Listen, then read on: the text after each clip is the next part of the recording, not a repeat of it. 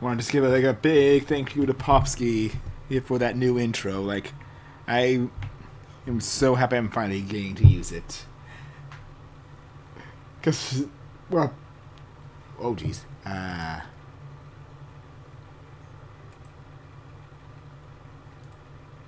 1 sec. I just realized I forgot to.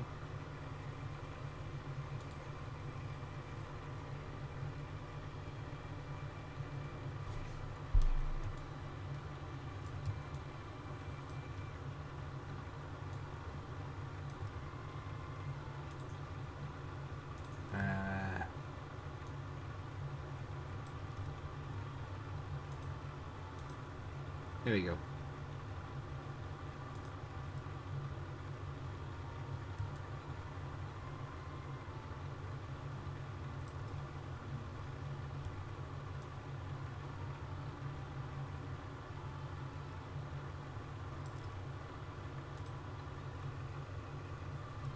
We're good. We're good. Okay. Anyway.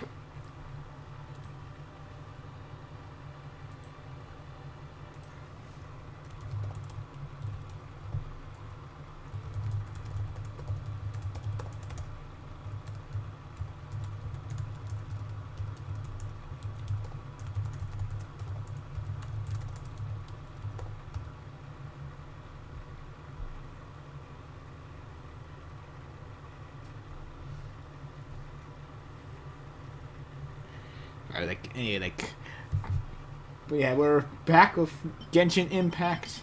Last update before Snezhnaya.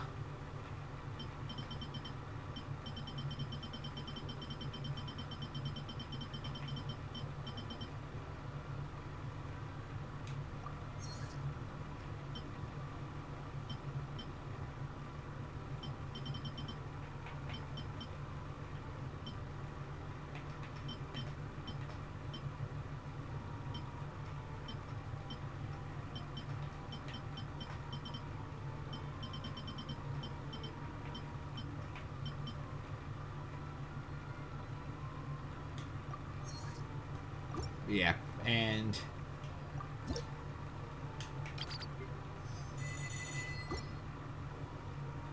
just was taking care of a few things. What the?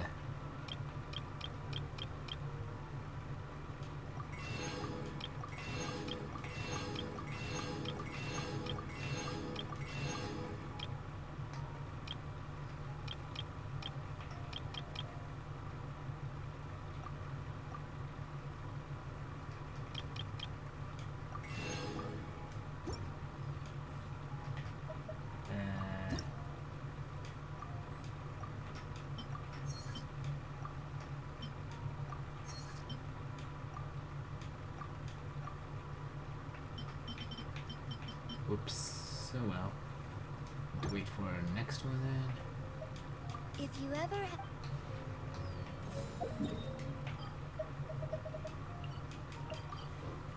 But yeah, we are going to go to the moon soon. I just wanted to do some of the stuff I could on the battle pass before then. But yeah, thank you again greatly, Popsky, for that new intro.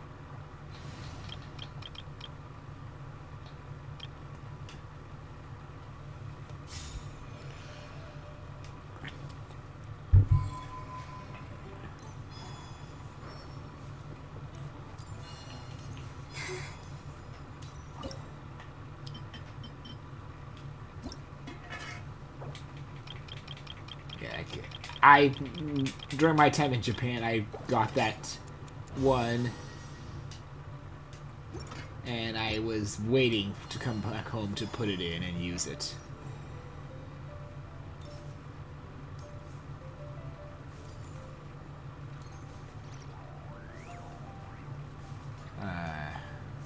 Take your pick. You'll find no second-rate items up there.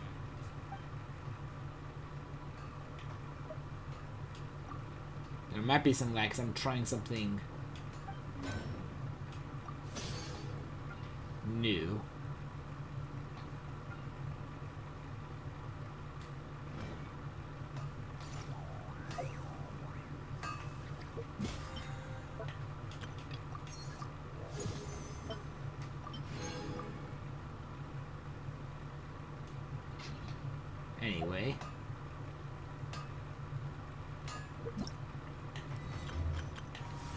as per usual, we have new characters. Or one new character. We're gonna try them out. And then we're gonna try and roll for Sandrone.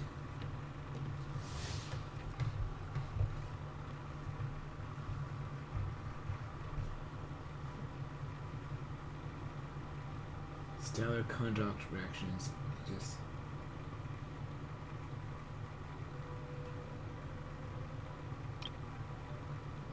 the party.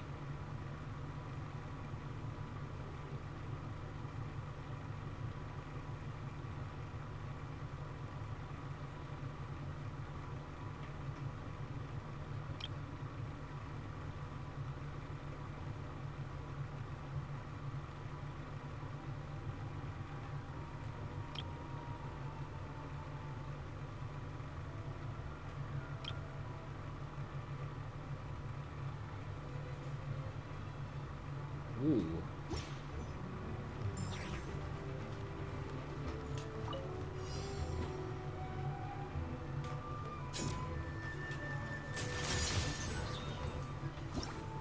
Let's see here what this new reaction is.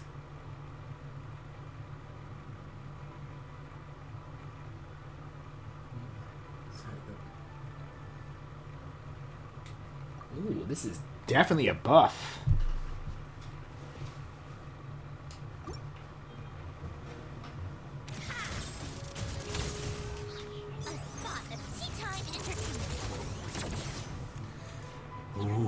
Ooh, that is cool. I mean, I know I saw like pretty much it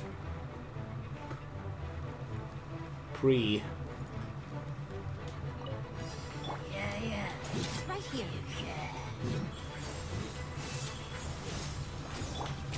Wheel of Life. Opening box of Adepti. Swirl, Mark 2. Let's test my hypothesis. Come on, keep on.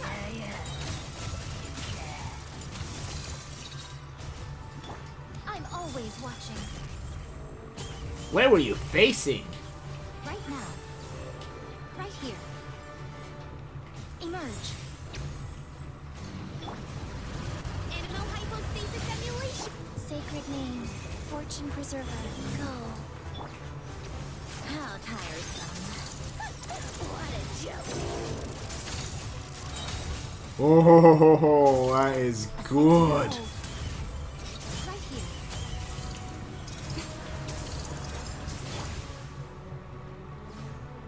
Orders given. Orders received. Swirl, Mark 2. Let's test my hypothesis. Come on.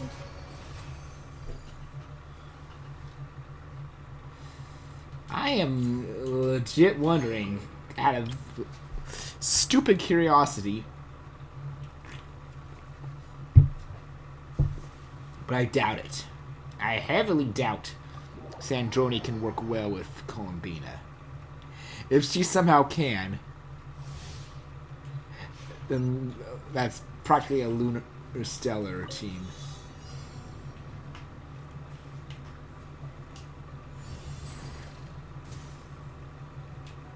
Rise like smoke. Do.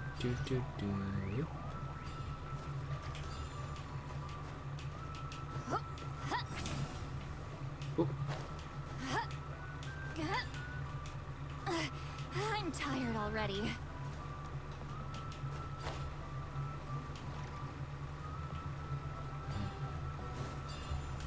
Take me up.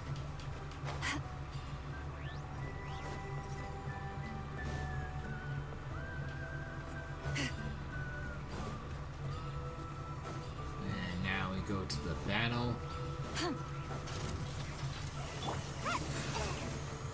Don't get frostbite. Mighty mythical beast! Get to work. Lolling, East Papa, get him!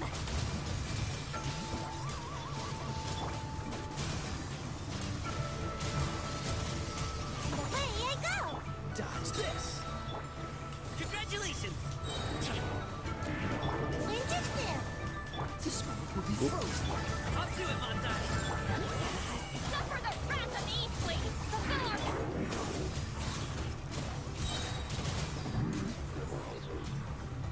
I'm out of here! Freeze.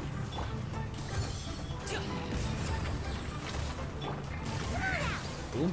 Oh, so Boom. sorry. Boom. East Lolly! East Papa! Get him! Get to work! Yeah!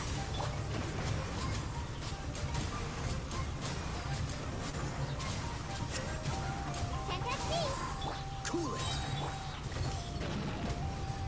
Done.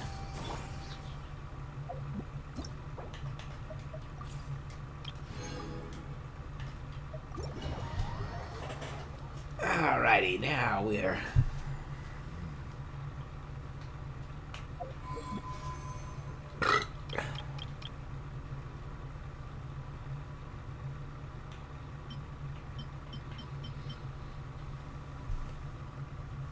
Right, because some of these characters got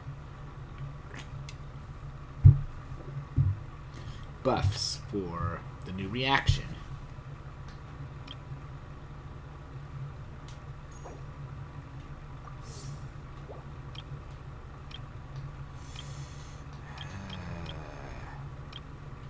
So here's my plan. I'm getting Sandrone first, obviously. But first, 54 wishes.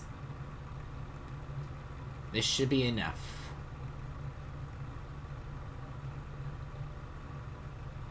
That time. I might hold on getting the weapon until I know what might be good support. Because I might want to get...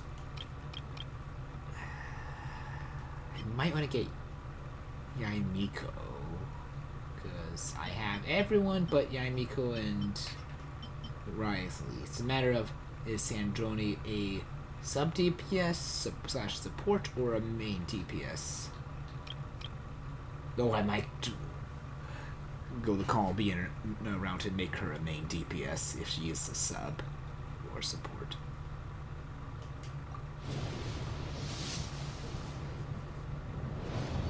And that's a fail.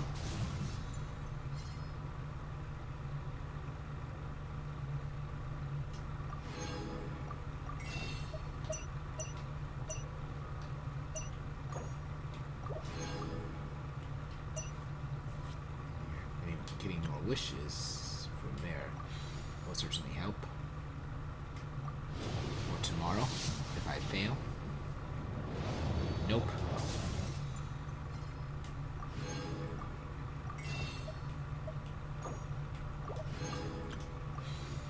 I might get another shot at this rate. Or not. Let's see. D-Luke!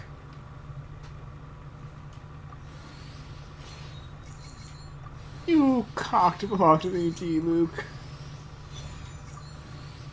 But I want to see if by some miracle... Nope.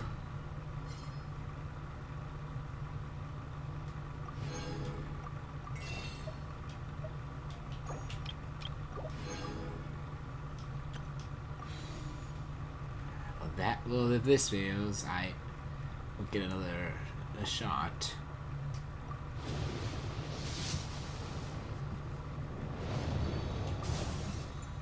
That's another shot.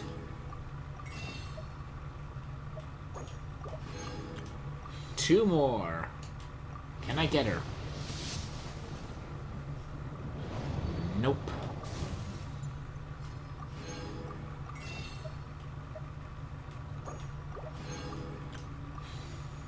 Last one.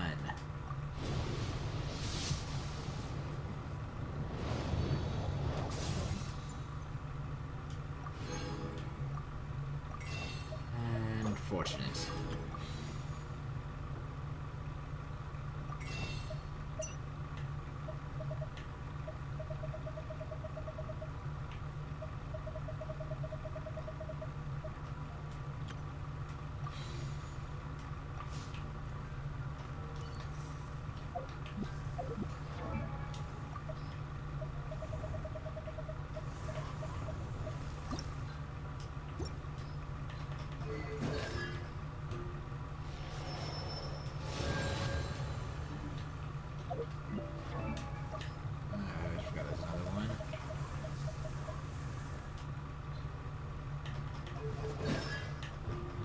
Premine is almost completely maxed.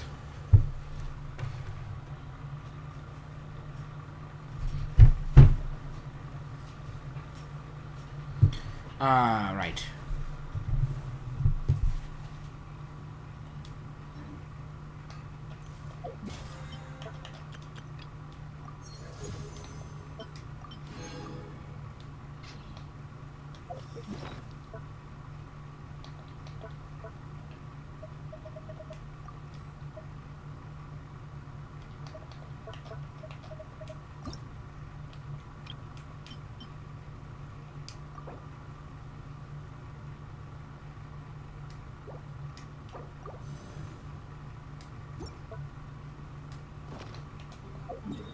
All right.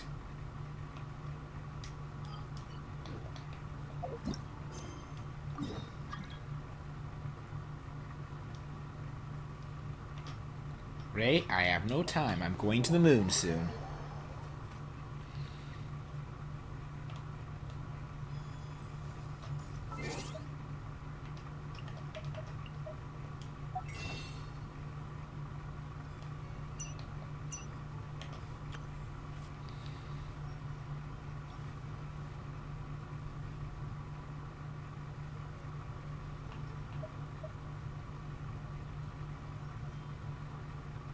God, I can get this one from Duet.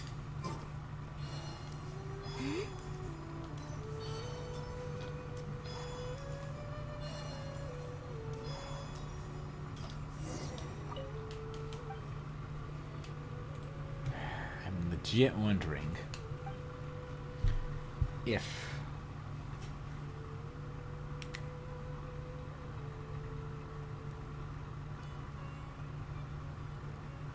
Pretty dude! Pretty dude!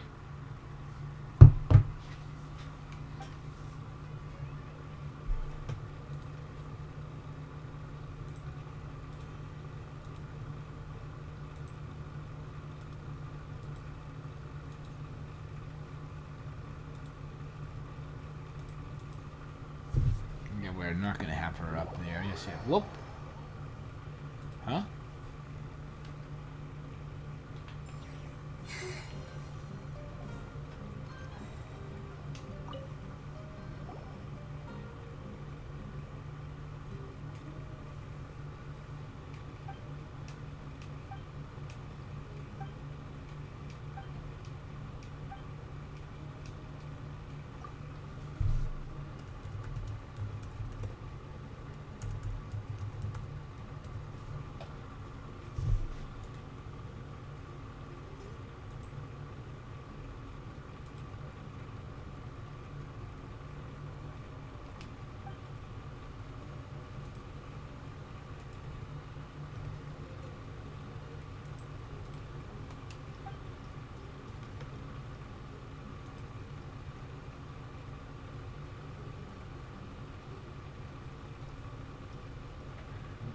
Yeah, we're not gonna know much for Sandrone yet.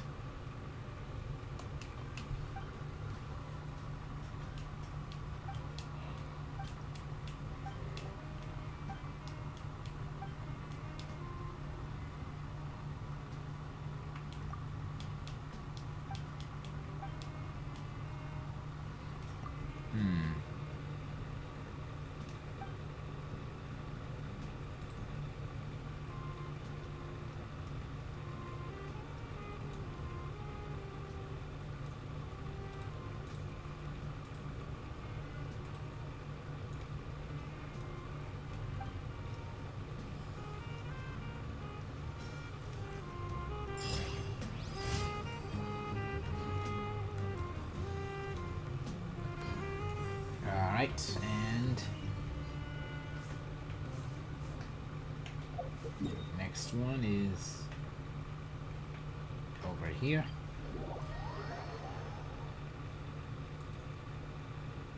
Doop doop doop.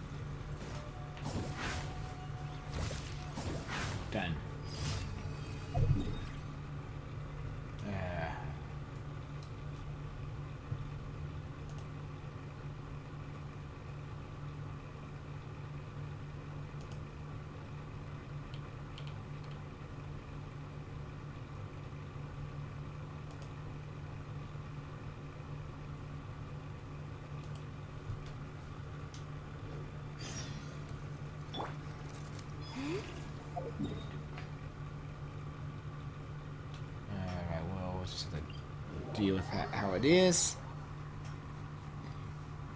The sand is cool and comfortable to walk on at night, but it gets so hot during the day.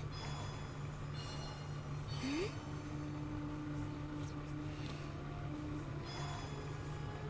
There's something I want to check as well. Allow me! Cleanup sequence. Receive my book. Flame, a moonlit Under night scene. recall.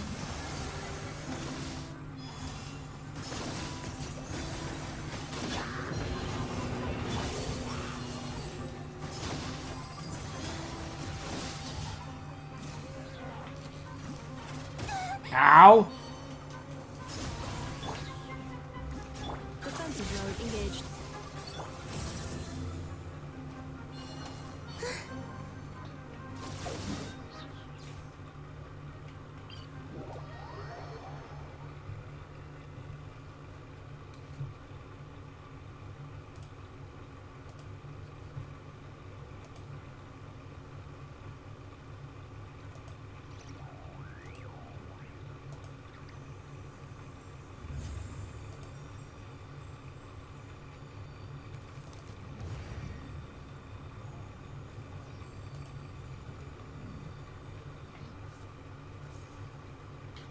Alright, now continue on.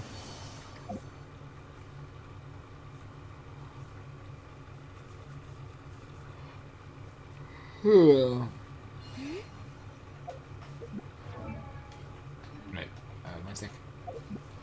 Actually, I want to see. I heard.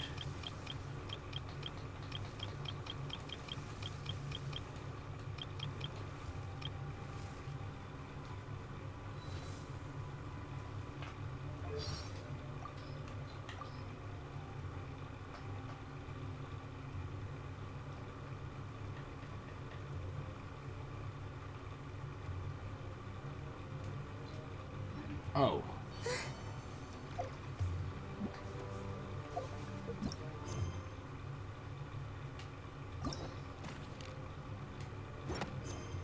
Wait. Should we meet again?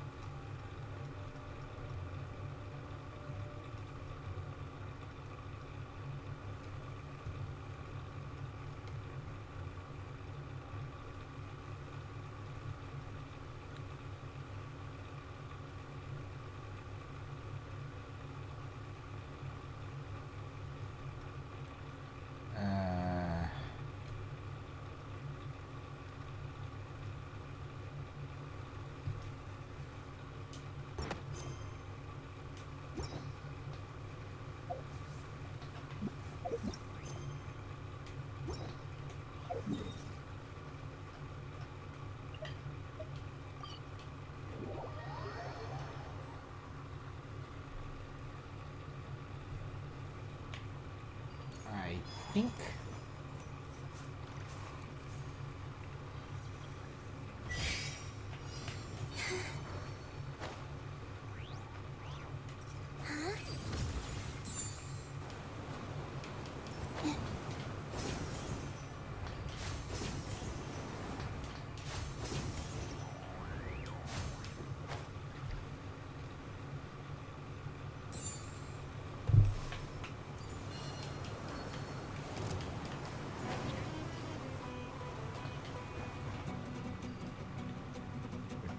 Do.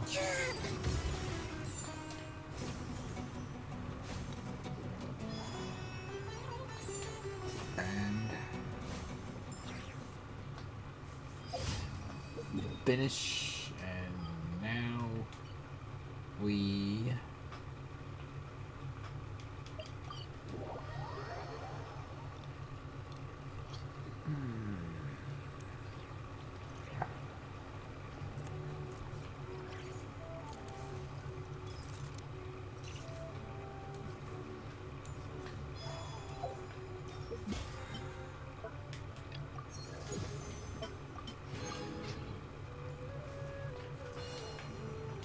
Ad Astra Abyssa.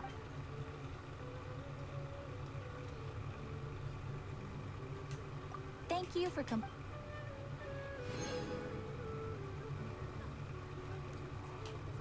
Ad Astra. Oh my god. Wow, I'm tired.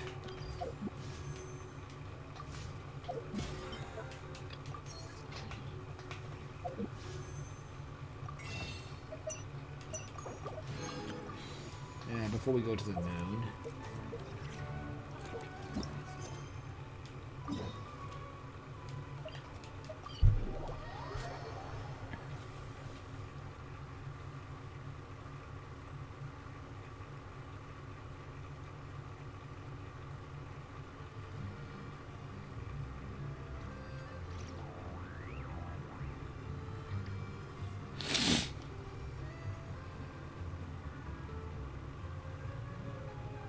I used to take long walks in Silver Moon Hall every day, so don't worry about me. I can keep up. Right? Ooh.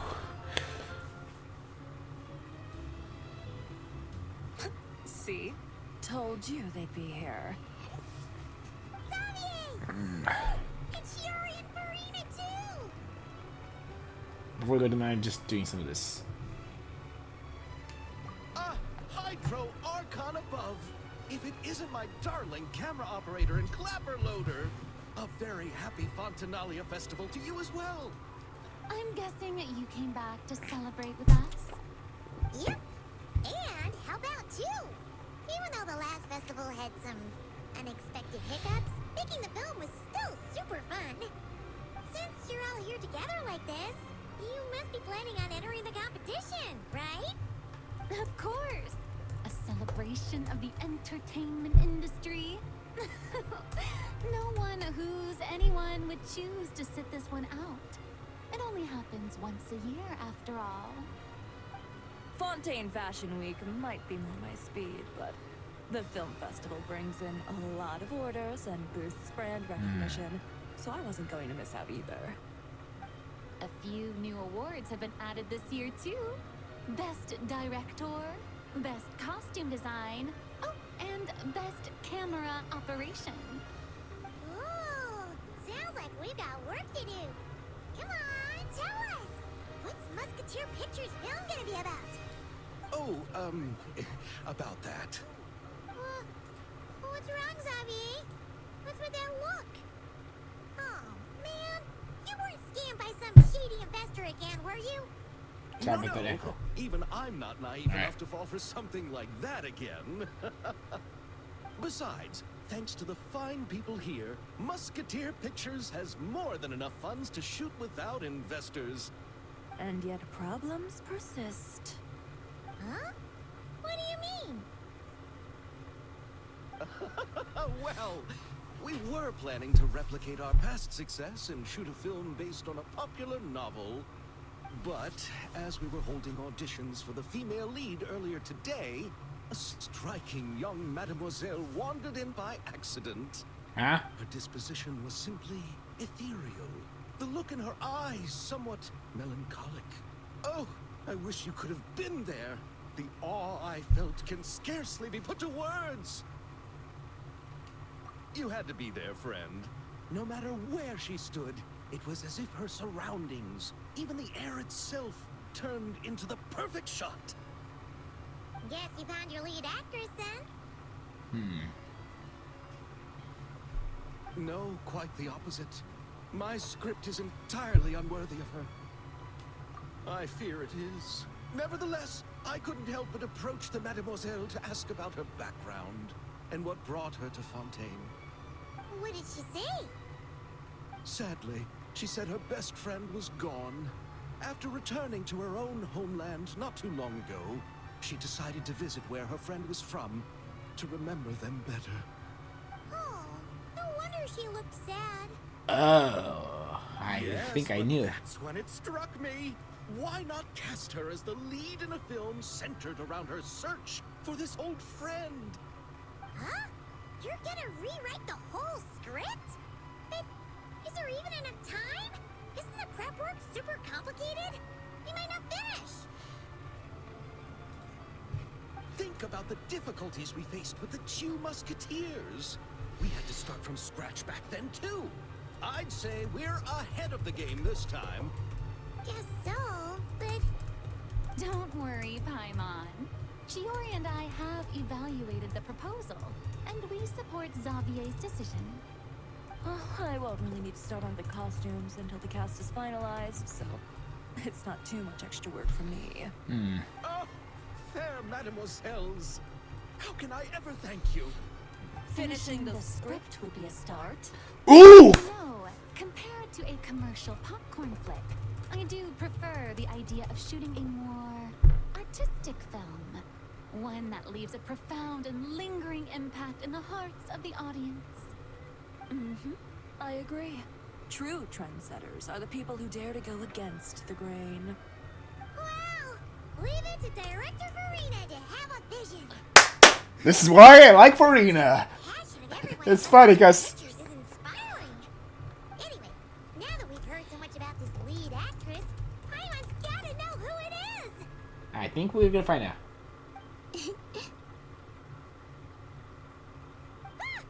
Oh shit!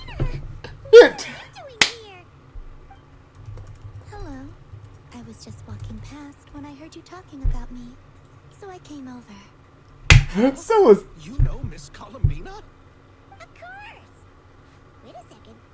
Does this mean Columbina is the actress who inspired the whole rewrite?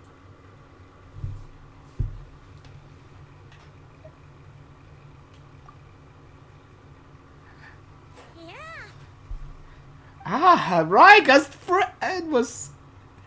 Wait, so did you make the trip by yourself, Columbina? Yes. I mentioned how I wanted to Oh visit shit! the Is she gonna encounter Remember? Nicolette? Because she said like. To ask Never for advice.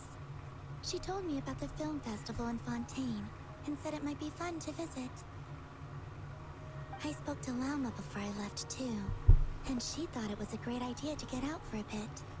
It's just, I received quite different travel advice from the two of them. Oh? How so? Well, Lauma told me to go out and experience new things and make new friends. What a wonderful suggestion. That's how a trip should be. What about Nefer? She said, don't trust anyone and don't talk to strangers. Yep, that sounds like her. Yeah, that's Nefer. I can understand that too. It shows this Nefer cares about you a great deal, Miss Columbina. Yes, so I plan on combining their advice. All I need to do is turn 1 sec. strangers into friends, and then... 1 sec. Hang.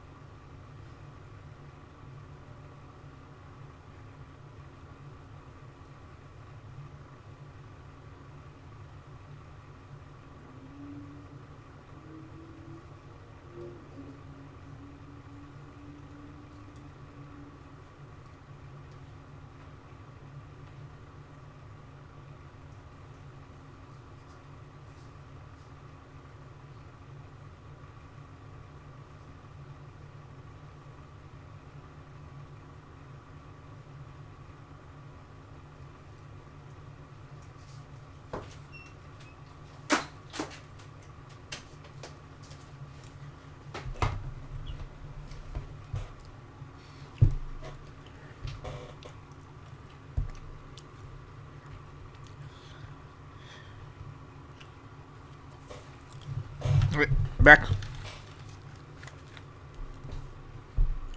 Huh. That kind of makes sense, but also not. I mean, it's Hey, Chiori. Oh, look who's back. Happy Fontanalia Festival, you two. Oh, looks like we have a superstar in our midst. How about an autograph, Big Shot? Ha, very funny.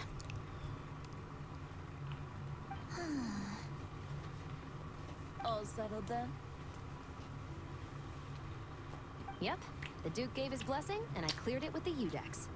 During the festival, inmates with good behavior will get a chance to spend some time on the outside.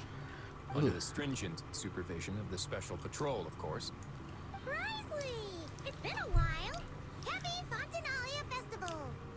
Does that mean Veronique and her brother will be at the festival? During a specific window of time, sure. Doesn't hurt to give the inmates something to look forward to. A little sun will do them some good, I think. yep. This is a friend from your travels, I'm guessing. Thought I heard something along those lines? Great! We should make some introductions, huh? Chevros, Risley, this is Columbina, a friend we met in Knockright. Welcome to Fontaine, Miss Columbina. I bet the weather's been quite an adjustment.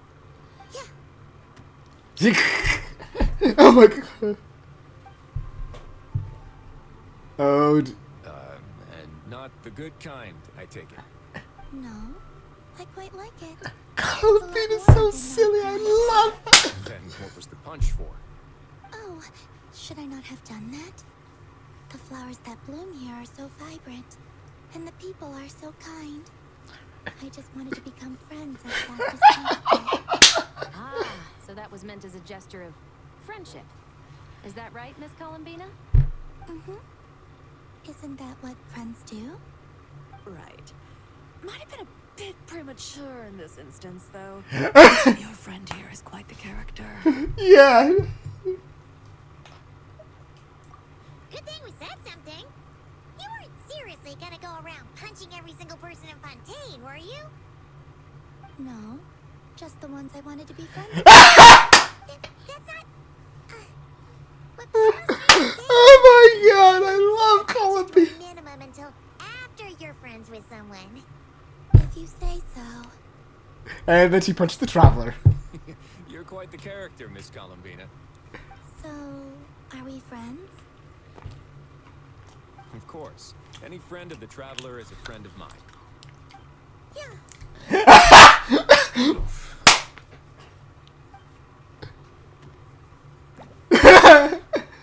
Oh my god. When it comes to friends, you sure know how to pick 'em. So Miss Columbina is the lead actress I've been hearing so much about. The whole thing about her aura is starting to make more sense. You gonna be part of the film this time too, Shivers? That was the plan. But now that Mr. Xavier has changed the direction, I don't think I'm in quite as many scenes. It's all for the best, though. A different crew asked me to help consult on some of their musket work. Oh, sounds like our trusty musketeer is as popular as ever. I'm just going where I'm needed. I'm more than willing to help with whatever this production needs as well. Ah, well, speaking of, would you happen to know if there are scenic locations around the court of Fontaine that other crews haven't booked? The festival's pretty popular this year, so there's not a lot left. You might just have to talk it over with the other productions and see if they'll let you squeeze in here and there. I see. Having trouble finding a filming location? Yes, we made a last-minute decision to go down a different route, so the indoor locations we reserved are no longer a good fit. And it looks like all of the best outdoor spots have been taken. You know, I might know a place. Good views, good atmosphere, and no production team has snatched it up. That sounds perfect. Where is it? You want me to reveal it just like that? Come on, let it be a surprise. As much as that sounds riveting, I think we should divide and conquer. You go do that, and Director Farina and I will take Miss Columbina around the city to discuss lighting and styling. Is that all right with you, Miss Columbina? Traveler? Yeah, everyone here is our friend. So don't worry about a thing and just focus on enjoying your trip. Okay. All right, then the Traveler and I will go check out this potential filming location. It might even give me some inspiration for the new script. I'll leave this to the Duke then. Until later, everyone. Maybe we'll run into each other on set. Okay then. Lead the way, Risley. Paimon's not built for suspense. Let's get this show on the road. Who said anything about roads? Huh?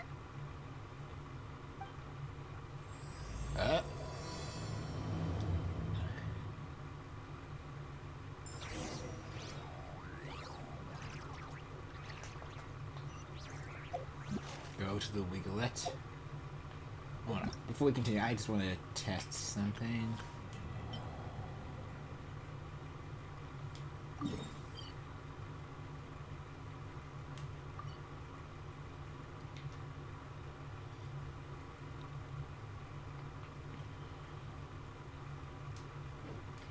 And we'll explore that after this. Oh, the ship. No way! You brought the winglet up to the surface? It'd make quite the grand backdrop for a film, don't you think? Paimons were focused on the fact that this thing is supposed to be underwater. Inside the fortress of Meripede. True. And keeping up with the maintenance on a vessel this big is a lot of work. It takes a crazy amount of manpower just to keep it up and running. Oh. Paimon kind of thought it just sat there until you needed it. I wish it were that simple. The truth is, the maintenance costs on this thing are substantial. So we decided to rent it out during the festival to earn some extra mora. Besides, the inmates are the ones who keep it in good shape. Seeing the fruits of their labor put to use is a good form of social rehabilitation for them. Huh. You've really thought this through. What you think, Xavier? Is this a good place to shoot? Ah, I've got it! Good messieurs and mesdemoiselles, I've got it! Gonna take that as a yes. The beginning is the hardest part, and the opening of this film has been eluding me, but now I know just how it should start. Glad to hear it. Thanks for bringing us here, Risley. Don't thank me just yet. This isn't quite a done deal. Huh? Not a done deal as in someone already rented it out? You said no other production teams had snatched it up. This person isn't affiliated with a production team. The rental fee was high enough to scare off plenty of other film crews, but she didn't blink. Made quite the generous offer, and didn't even attempt to haggle. Do you know what she plans to use it for? I'd like to at least have a rough idea before going in to negotiate. I didn't ask for the details, but I did see what looked like a fishing permit and a business license on her desk. My guess is she's planning on using it for some kind of restaurant or aquarium. A floating restaurant is sure to attract people, but an aquarium sounds cool too. The views from the ship make it a great spot for a date. The Winglet might not be under my command right now, but it's always nice to see her admired. A film is sure to drum up some good publicity as well. I do hope we can work something out with the current captain. Well, guess we should head over and talk things out then. Best of luck.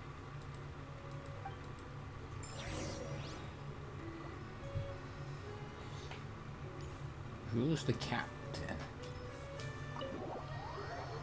Am I gonna be surprised again? I'm trying to see if. Wow! The winglet seems even bigger up close. The rooms are so spacious. Wonder who rented it out. Hello? Anyone there?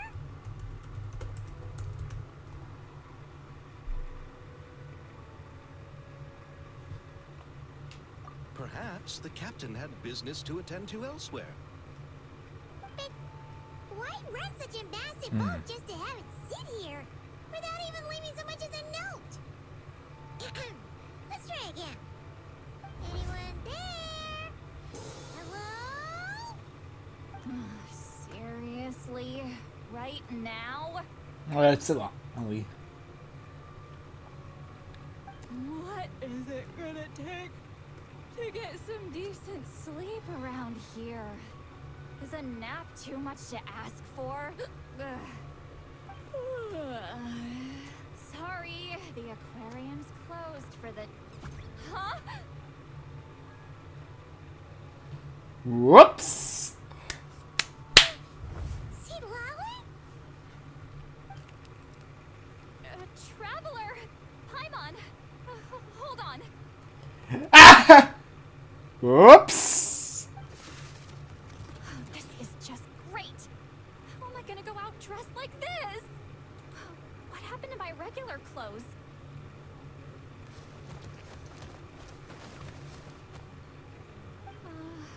The wash! I put them in the wash after I drank too much and fell into the fountain. Oh, this can't be happening. Am I seriously gonna go out like this? Think we might have caught her at a bad time. You think? See Lolly? I don't want to hear it. Hear what? A single word about what I'm wearing. No comments, none. Is that clear? Oh, Zip. Mum is the word.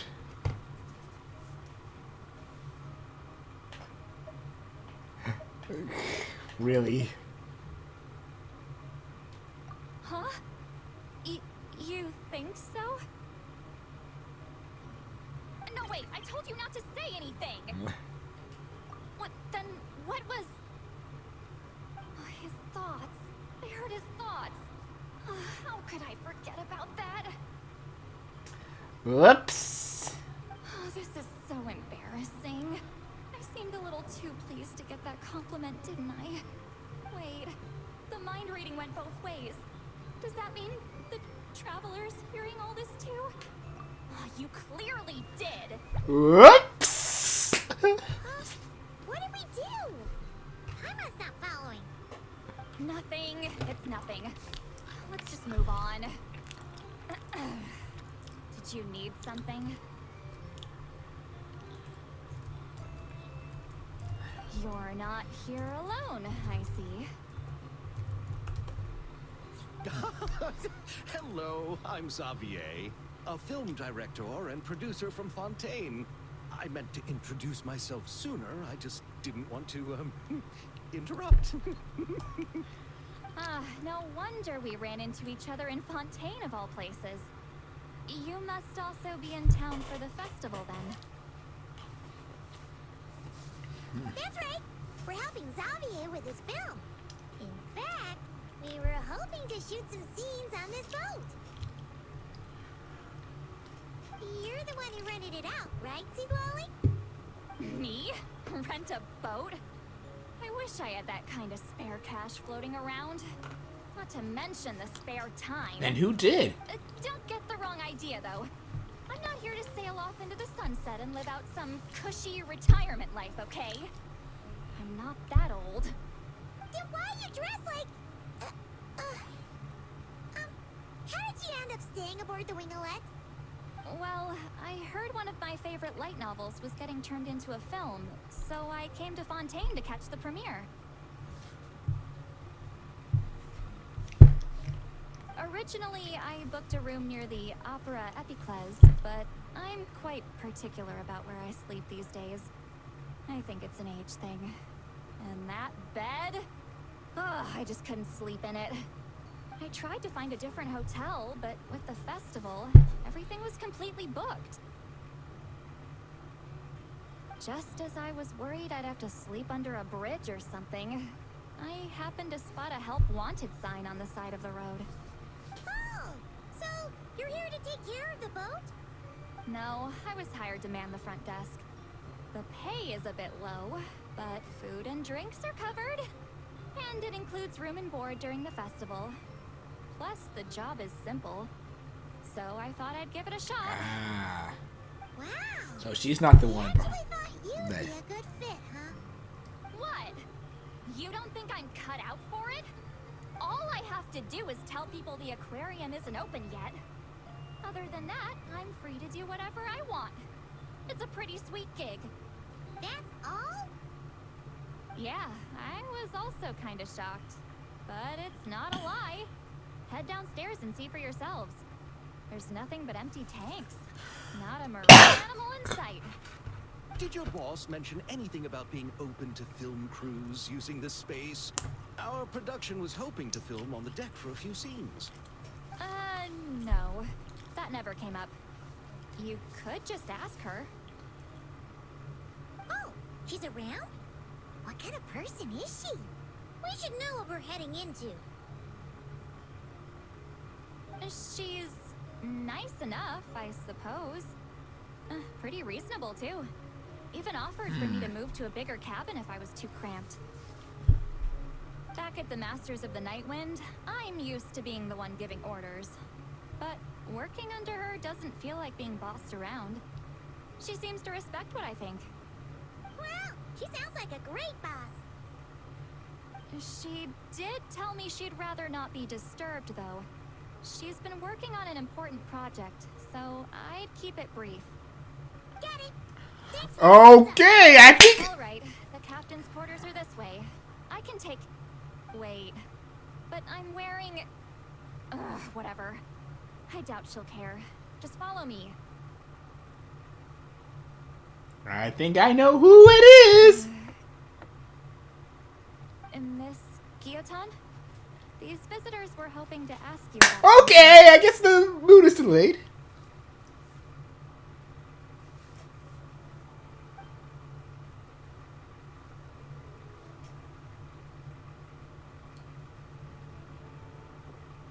I thought I said to limit the interruptions.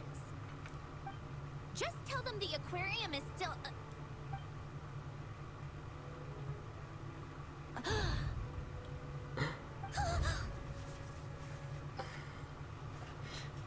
Sandrone? You're here! Huh? You know each other? Yep, she's back. Are you okay, Sandrone? Do you still remember us? Everyone was so upset after what happened. We all missed you so much.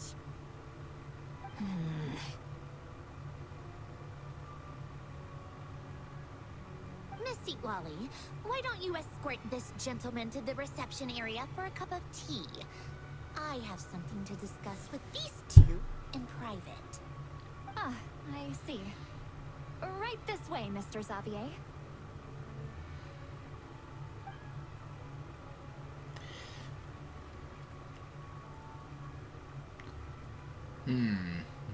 Sandrone?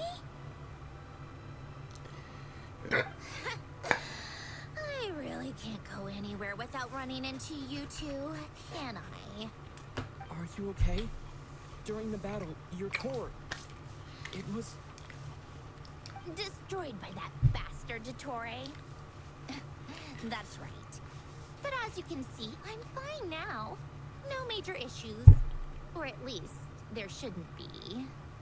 Oh, what a relief. And I can see the vision behind Why her. didn't you tell us sooner? Or come back to see your friends? Now that I have the chance, I just want to say... Thank you for saving me. Huh? Ugh, don't get the wrong idea. I only saved you so we could complete that formula and defeat Dottore once and for all. Even if he did crawl back from the grave to make us all miserable again. Ah, she's aware of that. That doesn't matter. You're still a hero. All right. But it wasn't just me. All I did was lend my brilliant mind to the cause and take care of one part of the plan. Although, I'm not denying it would have fallen apart without me. You got that right. You're amazing. But how did you go from a, From a lifeless pile of scrap to looking like this? Well, my mom was trying to put it a bit more gently, but yeah. Where do I even start?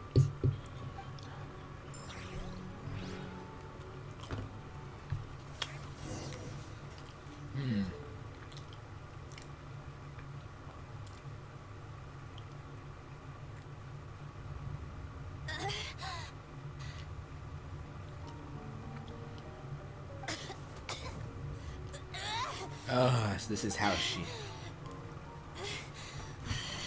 Curse it all! Where am I? Did we do it? How much time has passed? I'm not in one of that lunatic's experimental labs, am I? Wait, Fontanian decor. Books from the Research Institute. Phew. One thing at a time. Initiate self-diagnostics. Assess the extent of the damage. Cut power to compromised, non-essential components. Then reconstruct available action modules. Severe damage to the core. Dotori, you bastard. Polonia? Ooh.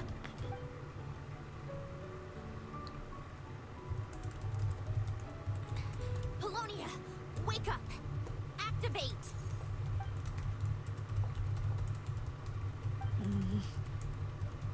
You're in even worse shape than me. Internal gears and energy circuits are barely intact. Extreme damage to the core, just like me. Rebooting is off the table. Even if I could repair the damage, I don't know if... You used up all your critical energy in those final moments, didn't you? To protect the core of that guy in the hat, and the numerological array. Wait, the array. Yes! The prototype is still here. But can I even run it in this state? Whatever. I have to try. I just need to confirm one thing. Activate the numerological array. Connect the computing core to my body. Just like I thought. It needs too much computing power. Yeah, she's badly damaged. Oof. Cut off power supply to all functions except the thinking module. Please. I just need to ask one question. Initiate query regarding the 3 Moon Sisters. How many living moon goddesses are there in possession of the Trilunar Authority? 1. It worked. You did it, Columbina. You made it back. Yep, she did. How did I survive? The self-diagnostics showed damage severe enough to shut me down for good. What triggered the reboot? Huh? A built-in message? Only visible after a core reboot. The final gift. Alin! Were you the one who gave me the second chance? But why now? What activated it? What is that? A vision? Wait, no. It's a stellar linchpin?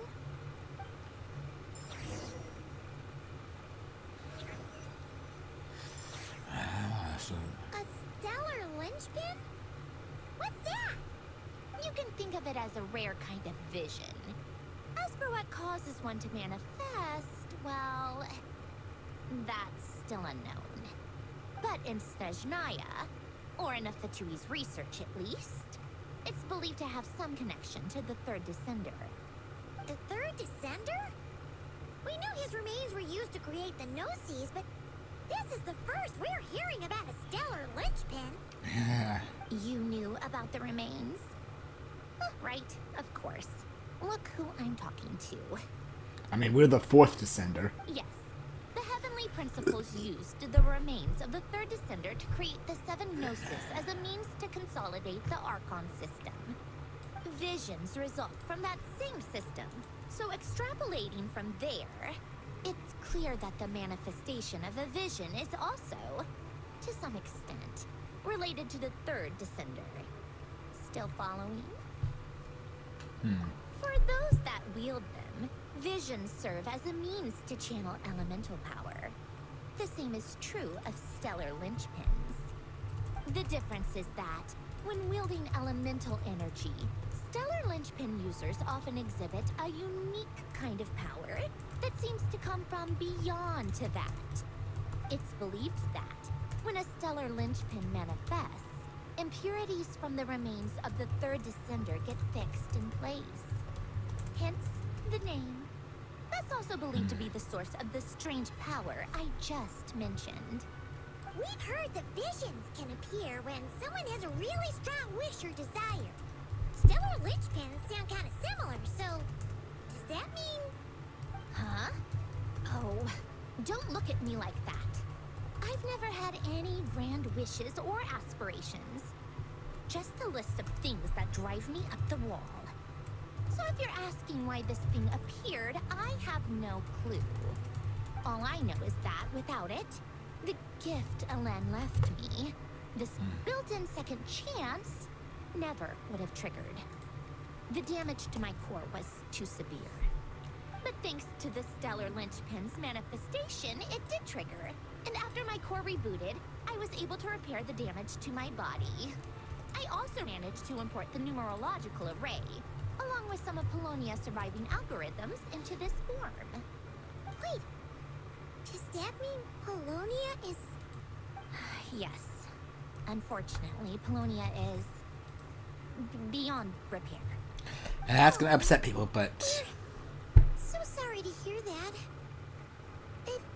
You know what? People could use mods. Something about a final gift? Yes. Elen often spoke to me about wishes and desires when he was alive.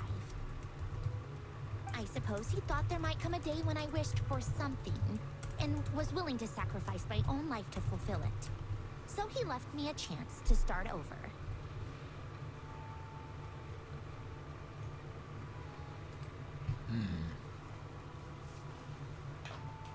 No, never.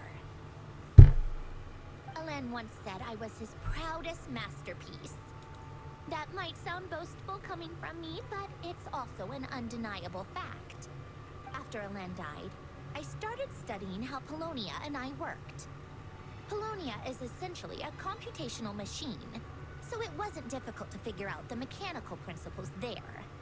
But when it came to my own structure, that's when Elen, the Lord Artificer's true greatness, struck me once again. I attempted to imitate it when I created Catherine, but in the end, she turned out to be nothing more than a superficial replica. What? But his creations go. Catherine is super impressive. We were shocked when we first found out she was a puppet. No, she's nothing compared to what Elen was able to create. Some of the mechanical principles of my own core are still a complete mystery to me. Keeping that gift hidden wasn't even a challenge for him. Just a shame I had to waste it on fighting the Torre. I just couldn't stand the thought of him coming out on top. If you put it that way, the world owes me a whole lot then, doesn't it? Yeah. Wait, but all this still doesn't explain what you're doing here. Risley said you rented the ship and even had some kind of fishing permit? That's because I'm trying to go back to the place Elen and I lived when he was alive. My former home, I suppose you could say. The second chance wasn't the only part of the gift. According to the message, Elen left me a few other things that are stored in the house we shared together. I'm hoping that whatever he left me can help fix certain anomalies in my rebooted core. And help me understand why I received a stellar linchpin in the So first this place. makes sense. Okay, so go back then. What does that have to do with fishing? And to think I'm talking to the saviors of Fontaine. Did you forget that the water levels have been rising for centuries? I can't just go back to the place I used to live because now it's underwater. Oh, right. With the rising water levels and changes in terrain, it's not just a matter of finding where it is, but also clearing away any sediment or debris. But Fontaine law prohibits unauthorized individuals and organizations from excavating underwater ruins. A Melazine caught me the minute I even made an attempt. Why not apply for authorization then? And face the endless slog of Fontainian bureaucracy. No thanks. Besides, I'm a Fatui harbinger. The diplomatic implications alone would be enough to give the gestionnaires at the Palais Mermonia a headache. A fishing permit, on the other hand, isn't difficult to obtain at all. Minimal paperwork required, and under the name Guillotin, the application was a cinch. So you're exploiting a legal loophole? Am I? That underwater home belongs to me. If I happen to chance upon it while doing some fishing, what's the issue with that? I mean, she's not wrong. Of course, I do have to catch some fish to put in the aquarium, just in case the gestionnaires come to check up on things. That's also the reason I hired someone to man the front desk. Huh? But isn't that kind of a waste? You went to all the trouble of getting a business license and rented out this giant ship just for show?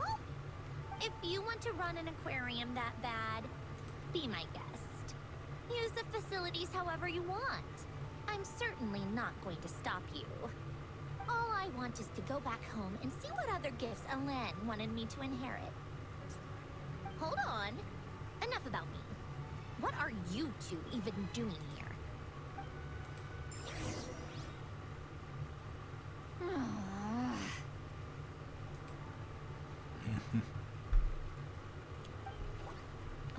Seriously? They've been in there forever. The reaction when they saw each other was strange, to say the least. You're lucky I was nice enough to leave the room and give them some space. Is that Like in the just... Masters of the Nightwind, I'm the one who gets to kick people out. I just want to know what they're talking about. Should I cast a little eavesdropping spell? No, what am I thinking? I'm Granny Eastly, the great shaman of the Masters of the Nightwind. I can't do something like that. This is just ridiculous. Making you wait out here for so long? Where's their respect for their elders? Oh, here they are. Were you back there arguing or something? What took? The Oops. two of you are already acquainted with Miss Guillotin, then? Oh, yep. But don't worry, we got everything sorted. Sandrone agreed to let us shoot on the ship, but it has to be when she's not here. When she's not here? That's right.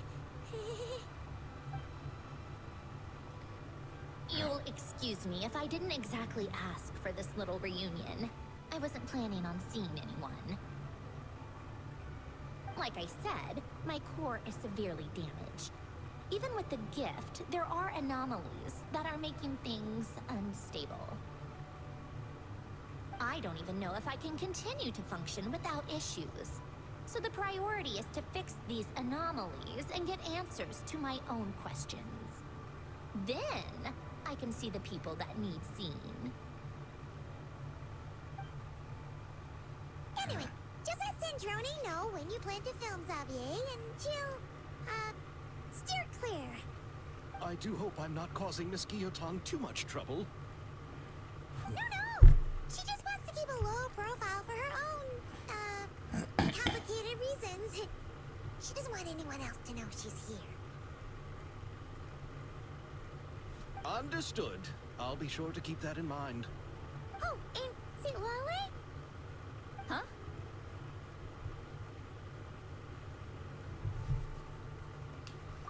You mean Miss Gyotan? What does she want? Oh, please don't let it be about the pajamas.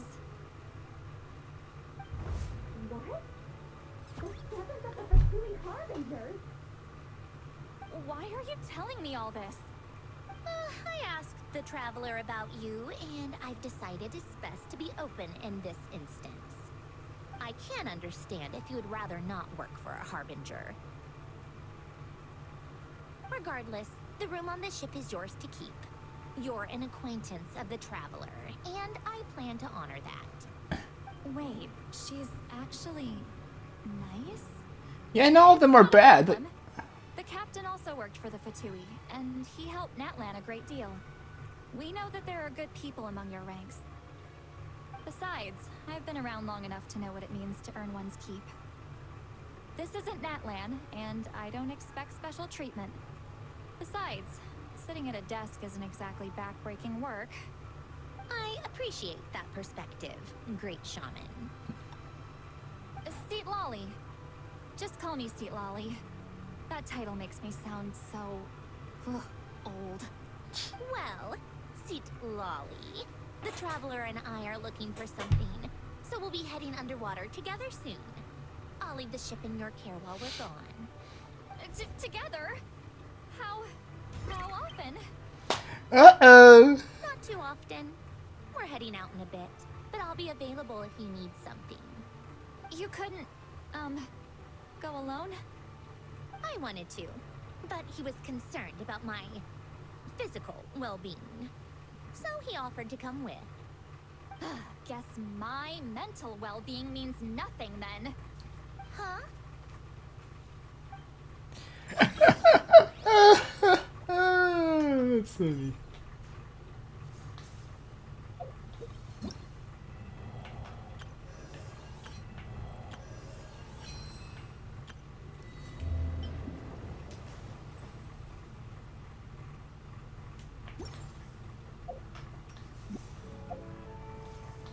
I don't know if this is that with that part one, if there's going to be more acts, but I'm going to just say this. I'm going to keep going on this. If I don't end up going to the moon, sorry. I'll do a bit of it, or try to do a bit of it. But I do want to finish this one. If there's a Act 2 or 3, knowing how these events are, I will do a stream of that. It'll be unscheduled and surprise. Still, if someone stops to listen, I hope it provides a moment of peace all the same.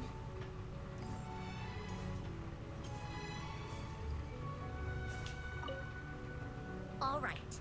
Our first stop is the Barrel region. After Alain left the Fontaine Research Institute, he lived in seclusion somewhere around there. Alright.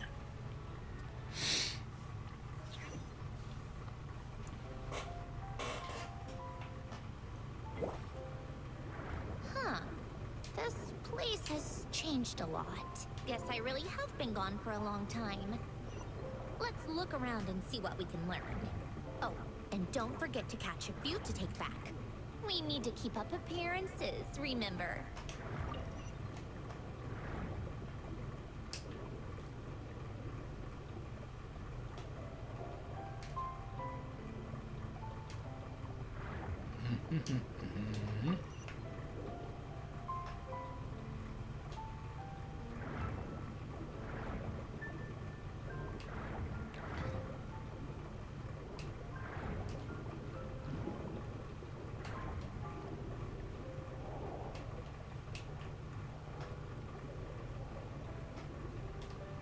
Hello there. And yoink.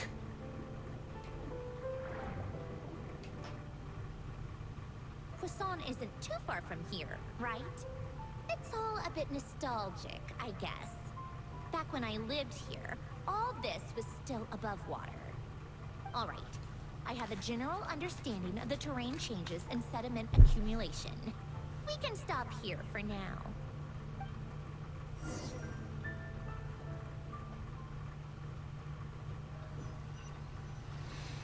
Auto return to the surface, I guess. That went smoother than expected. I appreciate the help. No problem. You doing okay though, Sandrone? Seeing your home look nothing like you remember, that can't be easy. I'm fine. Times change. People change. That's the one thing you can actually count on. I made peace with that a long time ago. You should head back and put them in the aquarium tanks. We finished ahead of schedule, so your crew is probably still on the ship. I'll follow in a bit. Right. Xavier said he was gonna test out a couple of shots. I'm sure. I want to take another look around on my own. Okay then. Want us to let you know when the filming is done? No need. Columbina relies on Kuvaki to perceive her surroundings. In Nodcry, her senses are heightened because Kuvaki is everywhere.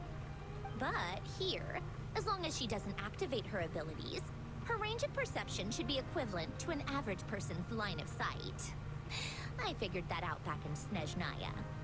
That's oddly specific. I have hiding from her down to a science. So, what?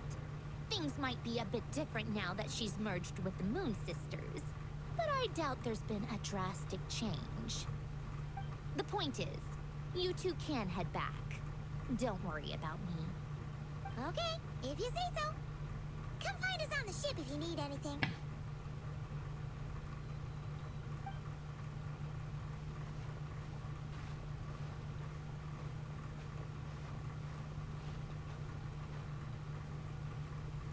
What did you leave for me, Ellen? Did you know I would come back? Or did you make it so I would have to? What if it's both?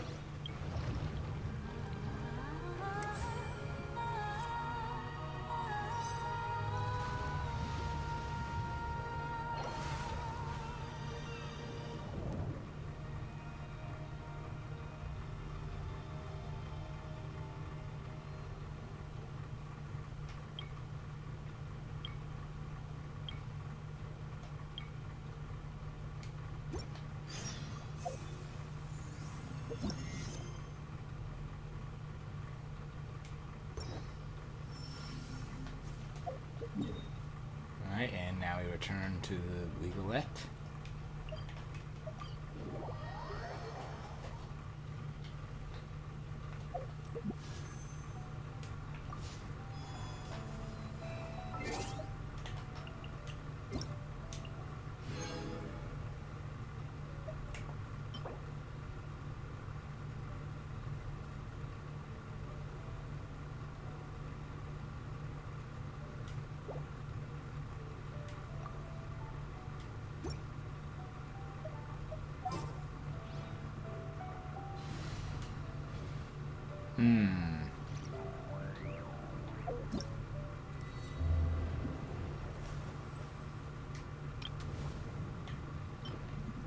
Oh, yep, there is 3 acts, so just like that.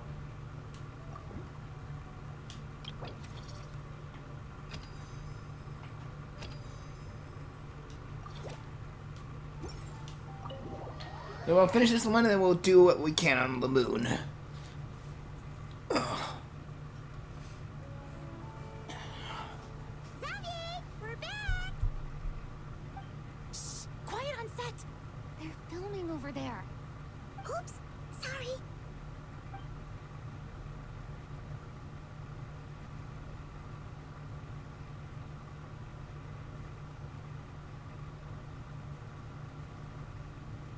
What's your take, Detective? Bullet wound to the chest. Gunpowder residue on the clothes. The victim must have been shot at close range. You think it was someone they knew? Yes. It's possible the suspect arranged for them to meet at this very spot. A reasonable deduction. But you're overlooking a crucial clue. What? The victim's pocket watch is missing. And cut. I think we got it. Good work, everyone. Phew, finally. Acting was nerve-wracking for me when I first tried it too. Just loosen up, and you'll get used to it in no time. Charlotte!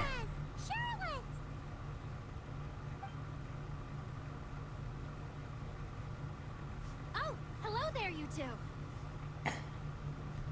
You're filming here too? Oh, so Charlotte's crew must have been the one that asked you to help out, huh, Chevres? Yep. They heard about a potential filming location and wanted to come check it out. But when we got here, your crew had already beaten us to it. Luckily, Xavier and our director, Lapine Pauline, go way back. In the end, we agreed to just share each other's filming locations. Considering all the last-minute changes, that's just what Musketeer Pictures needed. For sure! Based off the scene just now, you must be the star of the film, Charlotte! You bet! This detective costume really suits me, don't you think? Oh, for sure. You're already right at home lurking in the shadows taking pictures of this and that. Add a notepad and you're practically method. Thanks, Miss Chiori. I appreciate the compliment. I love it. Sound much like a compliment to Paimon. Yeah, that was no compliment. So this is a film set? It looks like a very happy place. This must all be quite new to you, Miss Columbina. Yes. I watched a few films with a friend once, but she thought there was no point if I wouldn't open my eyes. So she stopped inviting me. Looks like I missed out on a lot. True, but being an actor seems like a tough job. One more time.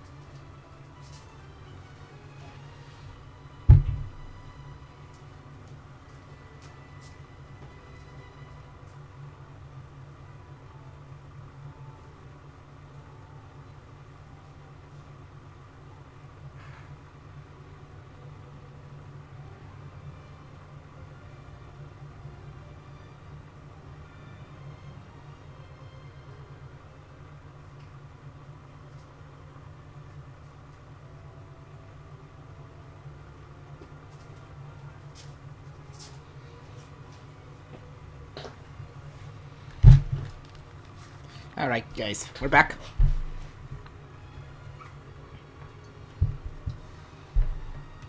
Huh? Most people would swap lives with an actor in a heartbeat. The lifestyle is so glamorous, and the pay is more than generous. But they have to act out lives that aren't their own, with the whole world watching on in judgment. If they don't do it justice, it must feel like they're letting people down. That's exactly how it feels. This young lady has quite the unique perspective. No idea. That's true. But these actors are here because they want to be and they think it's fun. Most of them, at least. Not to mention, the film we're shooting is based entirely on you, Miss Columbina. You just need to be true to yourself. I don't have to pretend to be someone I'm not? Not at all. Authenticity is what we're after. For example, this first scene opens with you on the boat, sailing to your friend's homeland. You just need to think about that moment in the story and picture how you would feel. Oh, okay. We're all here? Wonderful! Let's head to the deck and get shooting. Oh, and this is for you, dear Paimon. Your clapperboard. Whoa! Is this the same one Paimon used for the Two Musketeers? The very same. I saved it just Aww. Thanks, Xavier! Feels like being reunited with an old friend. Of course! That said, I have a different job in mind for you this time, Traveler. Our film is focusing on a single protagonist, so conveying the subtle changes in her state of mind is of the utmost importance. In addition to the actor's own performance, another way we can convey that is through lighting. Huh? But there's already a lighting specialist, isn't there? Yes, but it's clear the Traveler and Miss Columbina share a deep bond. You might have a better chance of understanding her frame of mind in certain scenes. Oh, that makes sense. So, what do you say? Willing to take on the role of lighting specialist? It's settled! I leave the job of translating our leading lady's inner thoughts in your capable hands.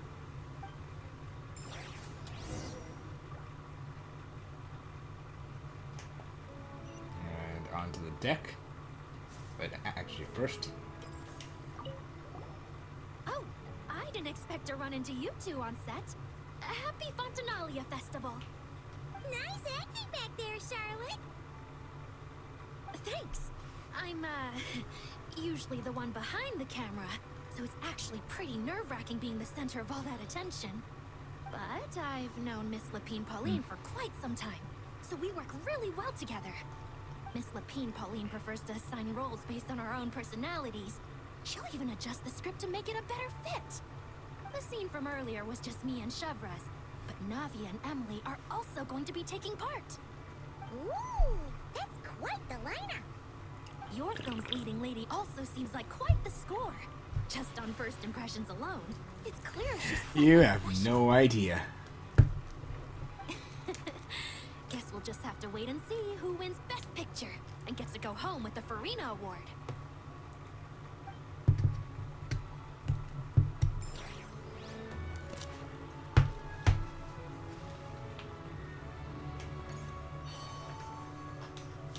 Somehow I knew, like, with Sandrone's being confirmed to be playable, that All right, without any further ado, it's we'd time return to for Fontaine. production on our film, A Homecoming, to officially begin. Turning it over to you once again, Director Farina. All right. Positions, everyone. Camera operator, clapper loader, get set up. Let me know when lighting is good to go.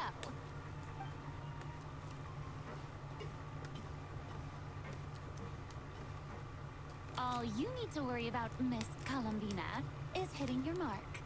Other than that, just focus on immersing yourself in the emotions of the moment. Okay. Good. Lighting, are we ready?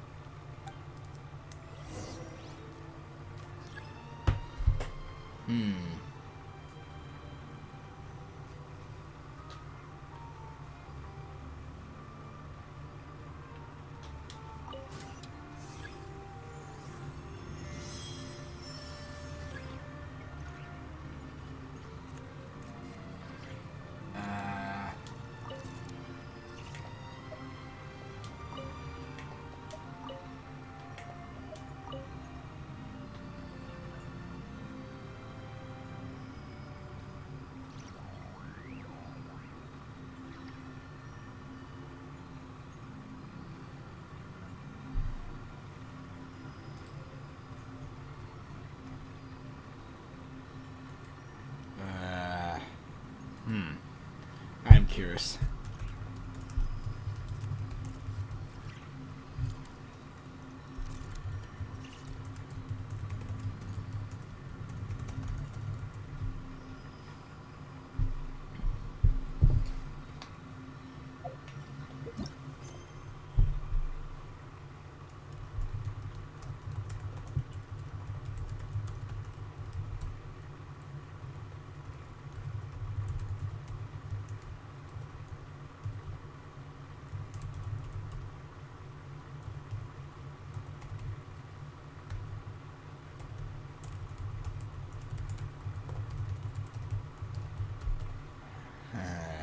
adjust the lighting.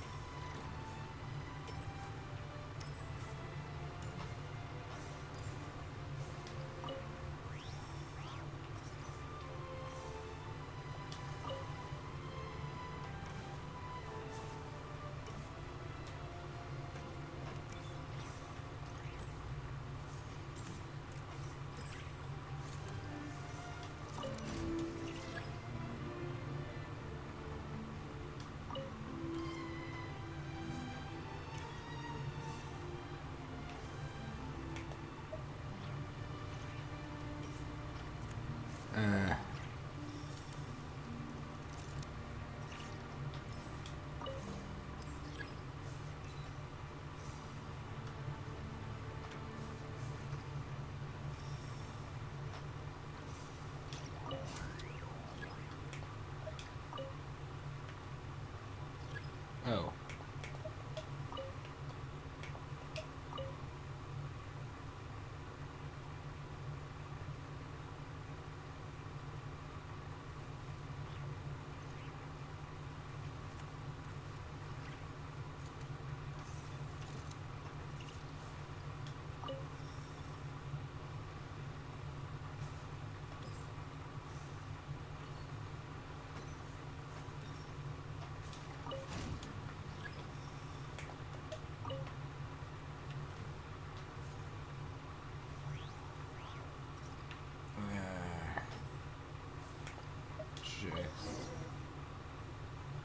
Ready. All right, quiet on set. 3, 2, 1, action. This is her homeland. Columbina. Cut! The emotions I'm looking for were definitely there. Let's just try to keep it a bit more natural. Oh, but definitely keep that gesture at the end. I loved how real it felt. You looked genuinely moved. All right, if you're ready, let's go for another take. Miss Columbina? That presence. It kind of felt like Sandrone.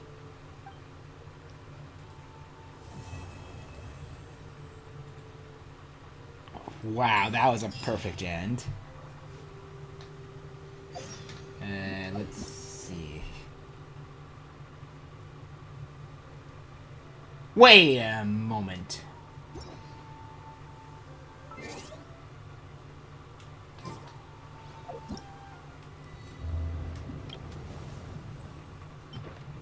Are you saying I can just do... I can just do all of them at once?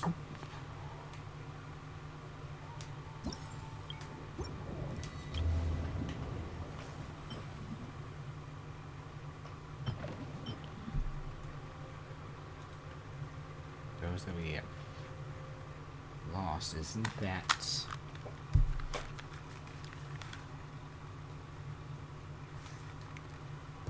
if this one is those we have kept, then this would be the when I unlock the new. Because some people didn't reveal spoilers that there is a new.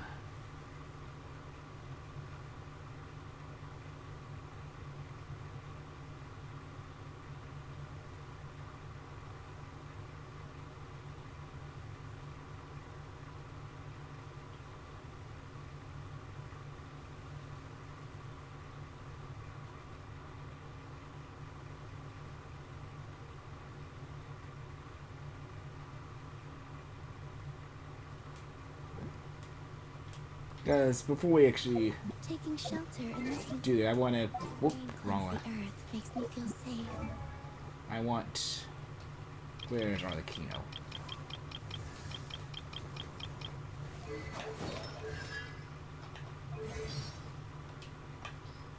So I want to like just play again.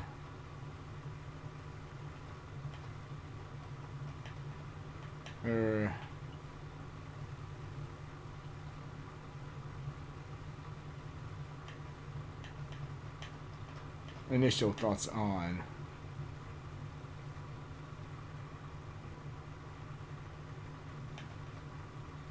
Oh, it's right there. I have little interest in her. She's extremely passionate about her research and does not appear in public often.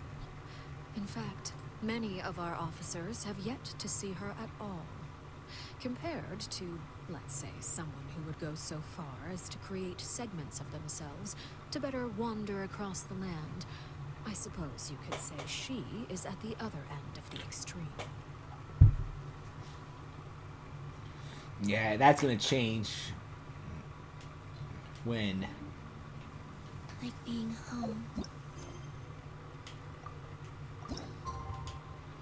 That is gonna change when we complete this one, if it does let us.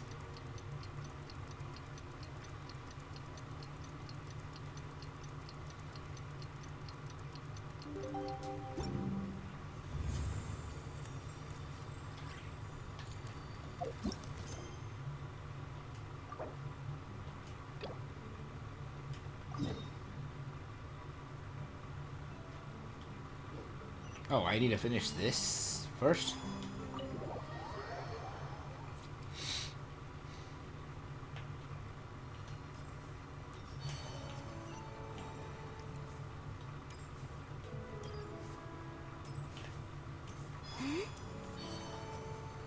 Oh, it's in the...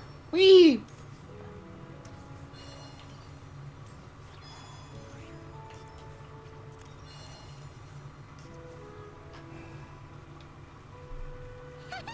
Paimon's having a bunch of fun filling up this aquarium. Since Sandrone doesn't mind, we should definitely catch some more fishies and make this place extra beautiful. Hey, you two. Come over here. Huh? Is everything all right? Here. This is for you. What is it? It's an underwater mobility device I've been working on. Huh? Wow! It's so kind of you, Sandrone. It's just a simple mechanical device. I saw the way you were catching fish and... how should I put this? It seemed somewhat unsophisticated. To be perfectly frank, I found it quite difficult to watch. Was it really that bad? It was inefficient, unskilled, and completely and utterly inelegant. No need to apologize. Everyone has their own ways of doing things. But seeing as you plan to keep adding to the aquarium, it might be best if you use this device. The waters of Fontaine are home to more than just harmless, ornamental fish. There are plenty of predators who could do you some real harm. This device will not only help you fish, it'll also help you flee. Thanks, then. All right. Oh, and if you're going for a swim, go now. And don't forget to tell me what you think of the device. I can always make more adjustments if you have any feedback.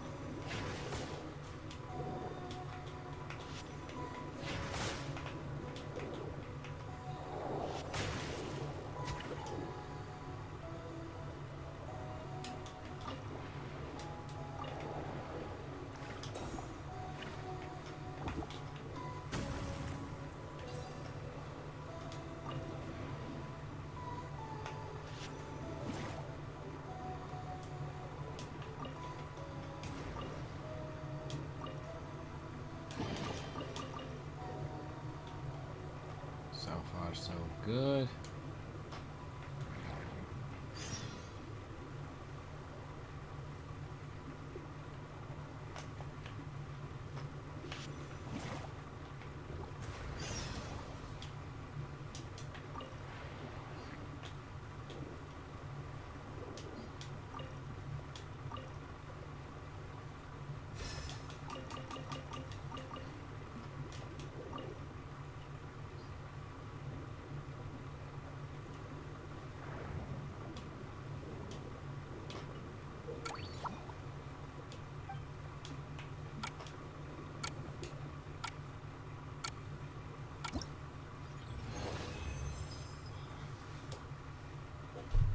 Hey, that was nice.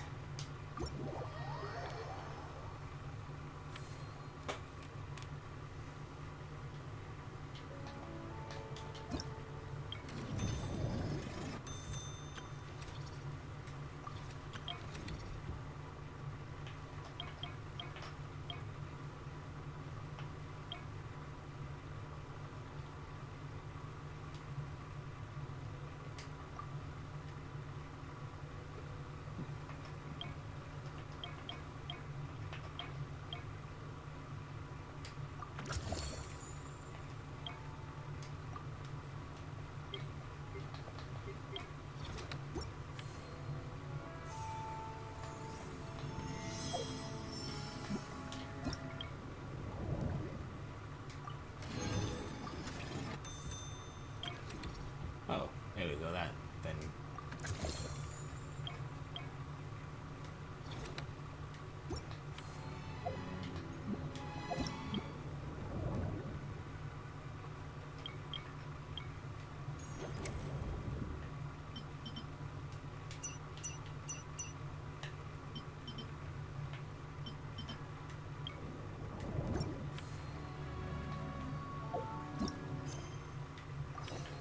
All right. Now we can go back up here.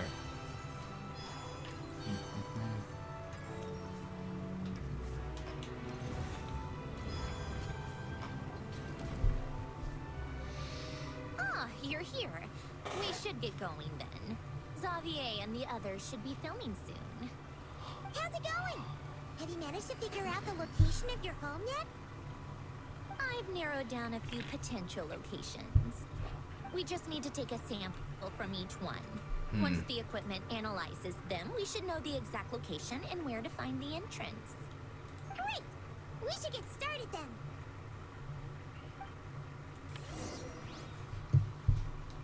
Alrighty, we're doing good.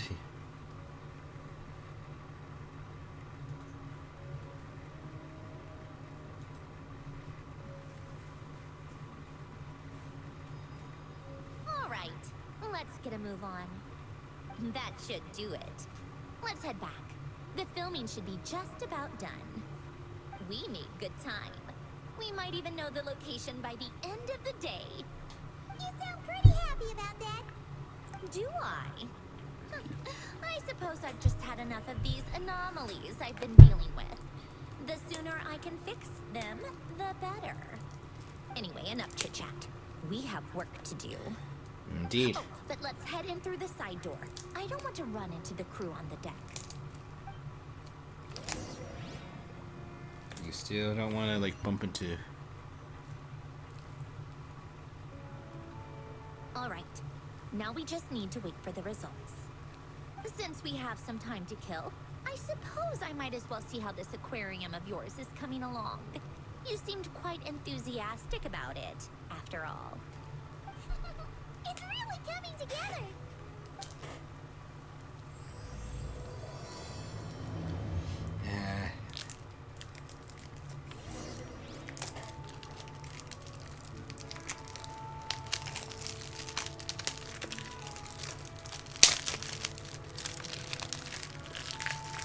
Sorry, I'm just.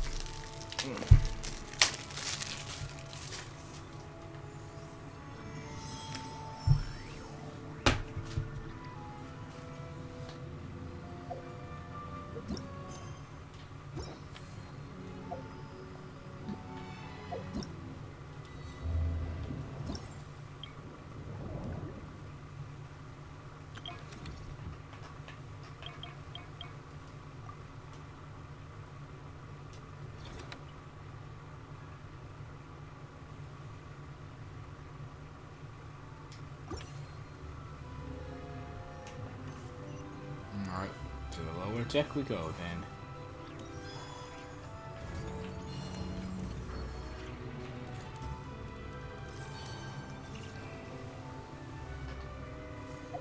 I wanted to go.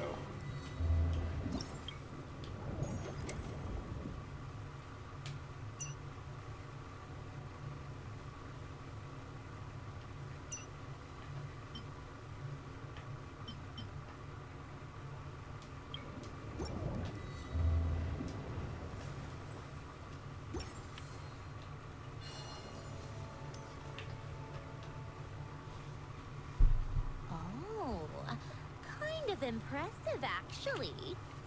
These must be the ones we caught the first time we went underwater. Like it? It's fine, I guess. Nothing special. It sounded like you really liked it just now. You're that proud of it? Is this a sense of accomplishment or something? Well, yeah. And it's pretty. You know it's gonna be gone soon, though, right? What do you mean? After the festival, this ship will be returned to the fortress of Meropide, and this aquarium will be no more. So? So, no matter how much work you put into this place, once the festival is over, it's all just going to disappear. But not making the most of it when we have the chance is an even bigger waste. Yeah. But if you know it's all going to be gone one day, why even bother? Well, because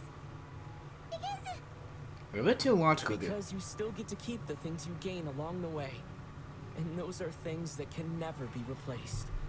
Doesn't that make losing them even harder? well, if you put it like that, That was we. the happy memories we make along the way last forever. You just have to take a more glass half full perspective. Not to mention, everything we do here is gonna be on film, so it'll still live on in some shape or form. And when you look back on it, only happy memories will come to mind. Exactly. So it's about finding joy in the process itself. Traveler, you're back already? What's wrong with that? You say that like it's terrible news or something. How did you get here? I didn't see you on the deck. Oh, never mind. We need to help Miss Guillotin hide ASAP. The crew is heading over here to shoot any second. What? They should be done by now.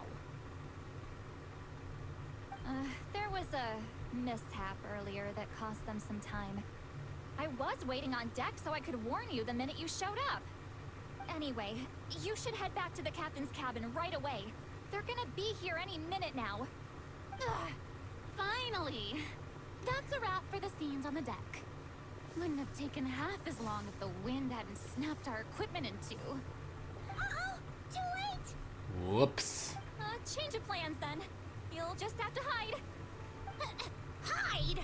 And where exactly am I supposed to do that? Uh-oh. Oh, there's a box over there. You can get in that. Huh? You expect me to... Do I need my makeup done for the next scene too? For the love of... Let me see. Maybe just a quick touch-up. Huh? Traveler and Paimon? What are you doing here? I thought you took the day off to take care of something. Huh? Oh, well, it didn't take as long as we were expecting, so we came back early. What about you guys? You're still not done shooting for the day? No. We ran into an issue that, set us back. It meant Miss Charlotte's crew wasn't able to wrap either. We both still have scenes to shoot in this aquarium. Oh, that's not ideal. For several reasons. Let us help them. The sooner we wrap, the sooner everyone can get some rest. All right. Thanks, you two. Miss Charlotte's crew can go first then. If I'm not mistaken, you still have a night shoot later. Thanks, director, Farina. Of course. Fellow artists should help each other out where we can. Agreed. Well then, camera, lights, get set up. Actors, give your lines a quick once-over. Let's try to get this in one take.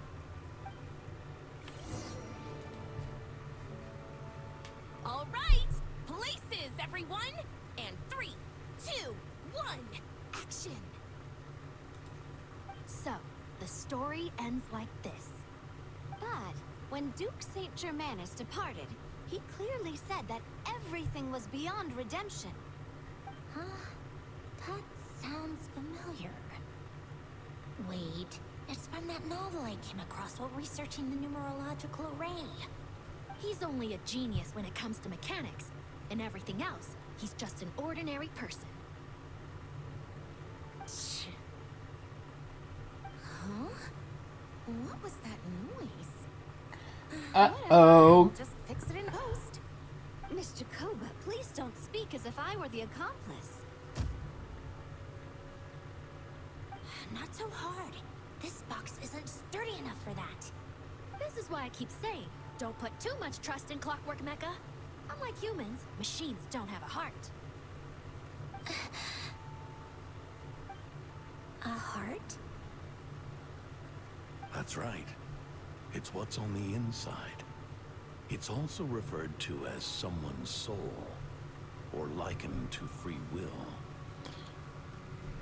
You can think of it as a person's core, what makes them unique.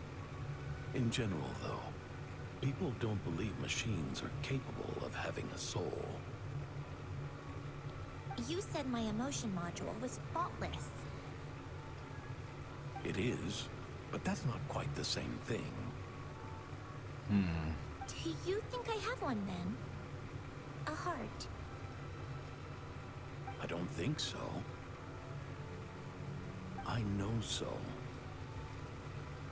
The question is, do you recognize it within yourself?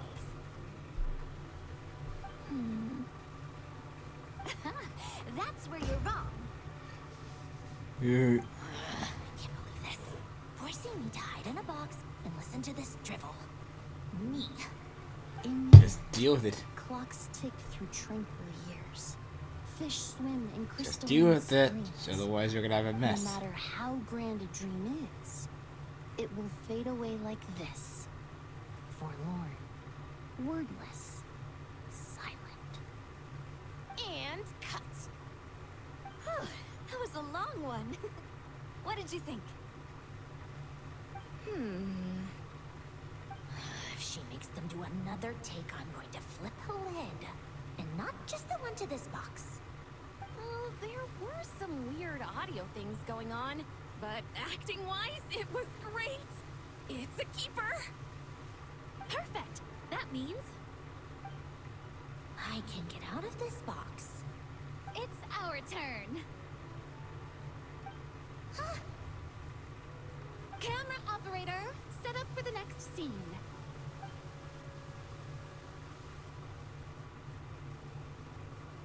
In this one, our protagonist peruses an aquarium in a foreign land and gets swept up in memories of her friend.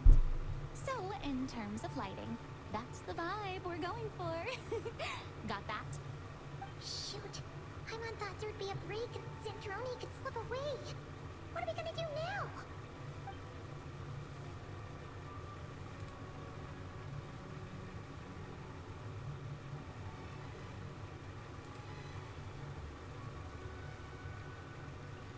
break a leg. Yep, we're headed off to shoot our next scene.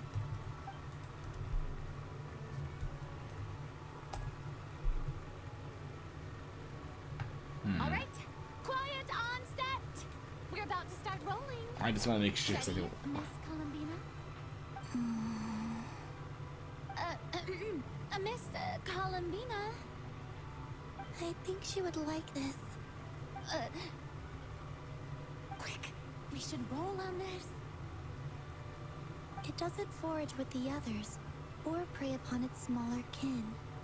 Instead, it remains where it is, cradled in the coral's quiet beauty, as though the raging cyclones above are of no consequence. And yet, she still stood before the cyclone in the end.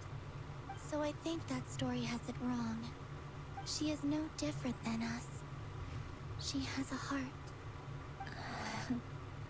Columbina. Sandrone? Oh dear. Oh dear. Uh-oh, is she onto us?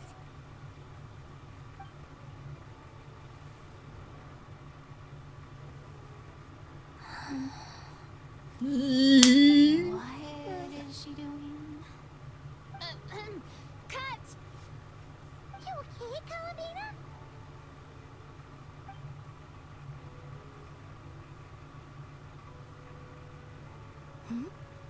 Oh, yes. I just thought... Why don't we take a short break? It's been a long day of shooting so far. That last take was beautifully organic, though. We can use it as is. No need to go again. Thanks, Director Farina. But I'm fine to continue. You're sure? In that case, let's shoot some quick B-roll. Then we can move to our next outdoor scene.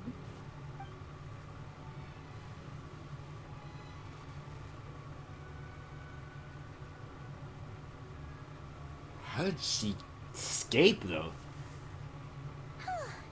We're in the clear this time.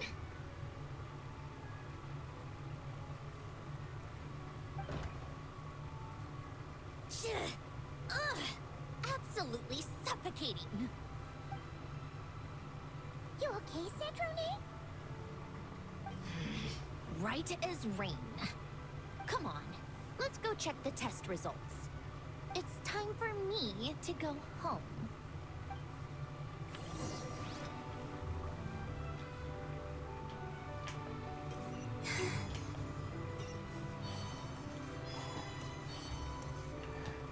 That's just way too close of a call.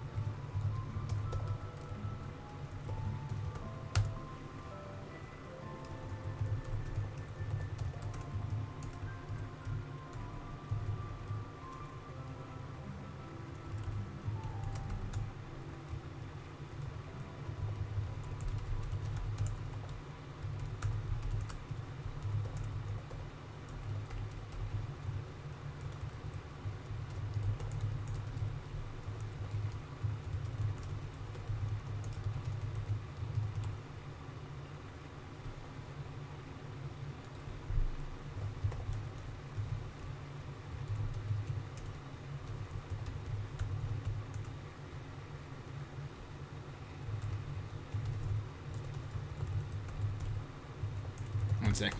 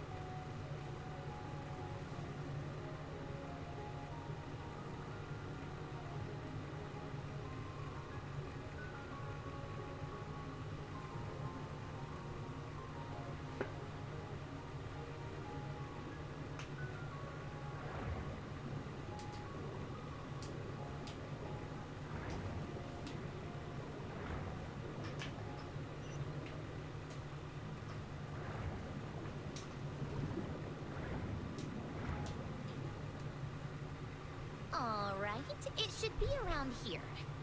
Give me some space. I'll activate the water insulating mechanism.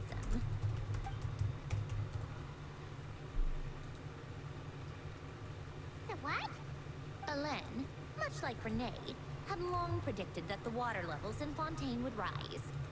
Thanks to his expertise in mechanics, he was able to implement a few simple measures to protect our home from flooding. I told him there was no need, that I would just move when the water rose too high. But it would seem he knew a day like this would come.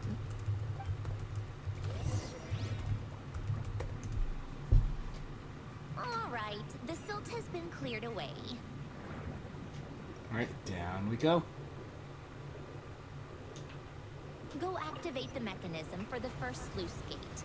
That will fill the empty middle chamber with water.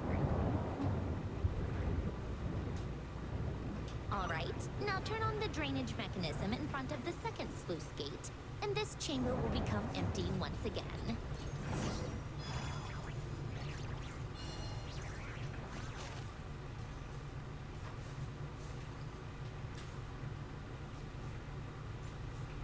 So this is Sandrone's old home. So, this is where you used to live? It's beautiful! There's even a garden! Back when I lived here, it was my job to tend to the potted plants and flower beds. Still growing strong even after all this time. Who would have thought? If the weather was nice, I would take Alain out in his wheelchair and we would go for a walk.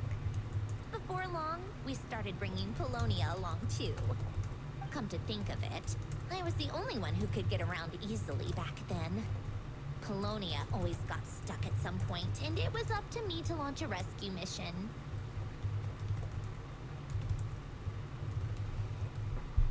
Ooh. Happy? I suppose they were. Uneventful, but pleasant. Repetitive, but peaceful. It was like living in a world where time didn't exist.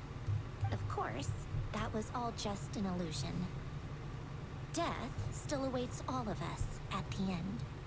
Oh. All right, enough standing around. Let's head inside.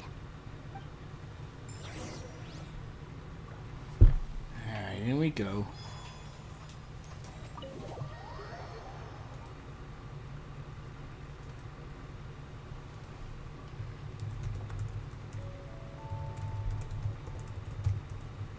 Yep, this place is exactly how I left it.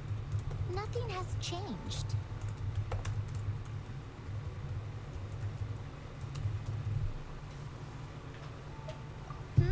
What is it?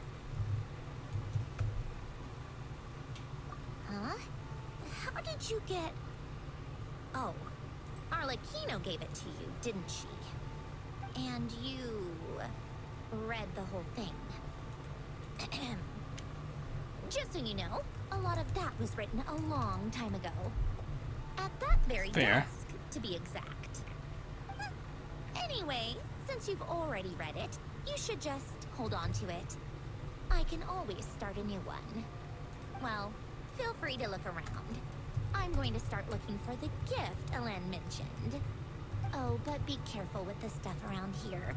I'm not saying you can't touch anything. Just try not to choke on the dust. A warm hearth.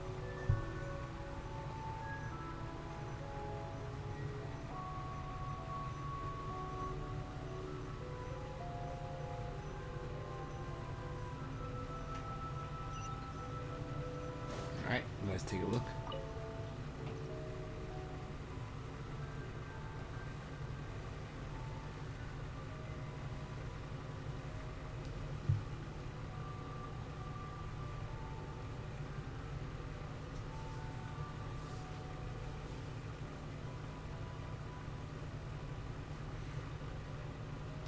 This was Ellen's workbench.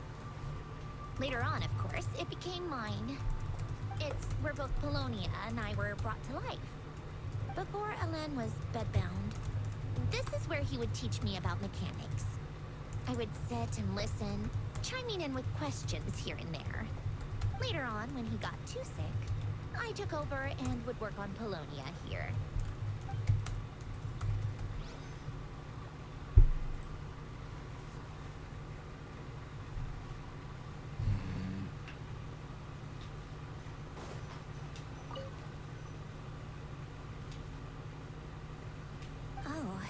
These are some of Ellen's drafts from his later years.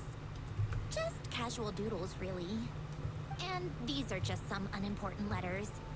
I couldn't be bothered to sort through them before I left.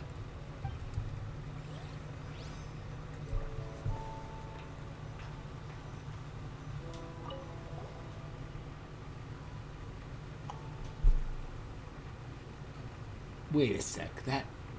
Wait, the people in this picture look kind of familiar. Hmm? Oh, this was taken when Ellen and Renee were both still at the Fontaine Research Institute. Before their falling out. In his later years, Ellen would often sit by the fireplace and stare at this picture, wearing an expression somewhere between guilt and longing. He said he sometimes regretted not helping his friend when he needed it most. Even if just to stop him.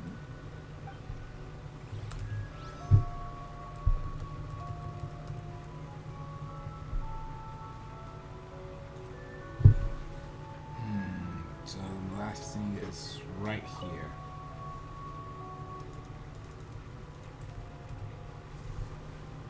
Oh, I played with these when I was little. During the first few months after I was created, I mean. At first, Ellen and I would play together, but it didn't take long for me to become unbeatable. So, Polonia and I played together instead. Yeah, these don't look like Paimon's kind of games. Logic and math puzzles? Those happen to be my specialty. It's been so long. What do you say? Should we play a few rounds? Let's go with this one. The gears on the left are stacked from largest to smallest. The goal is to move them to the other side in the fewest number of moves. Just remember, you can't stack a bigger gear on top of a smaller one.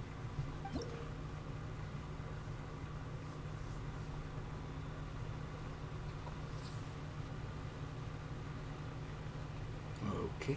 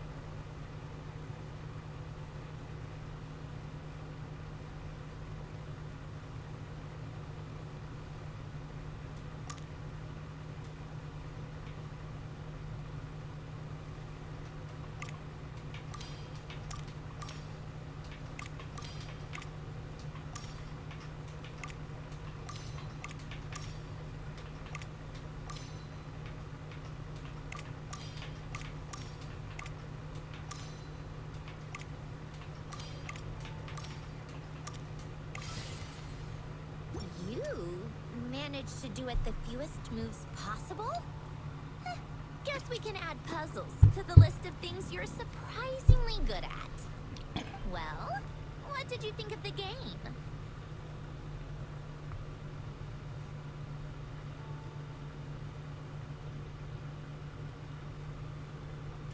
You showed quite a bit of promise, too. We should do this again sometime. There are other puzzles we could try. Wow! This house is filled with so many memories! It's so cozy and charming!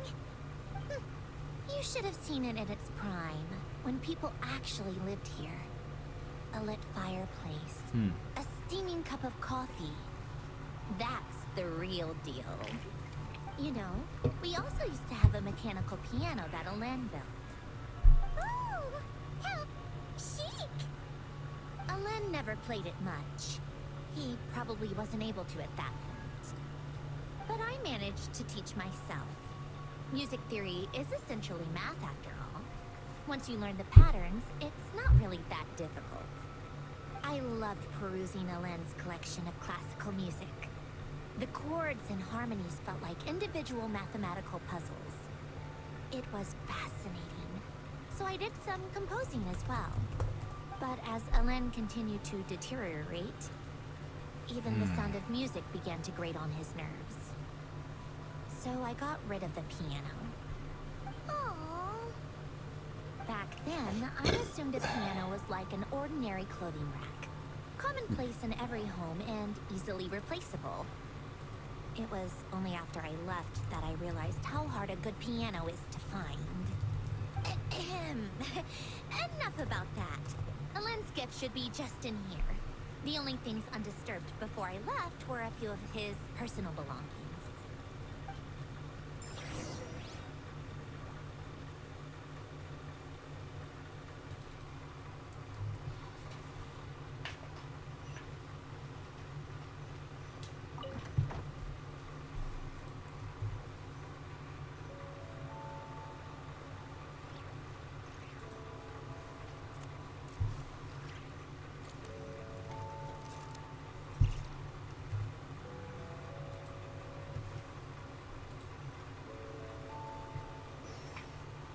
Right here.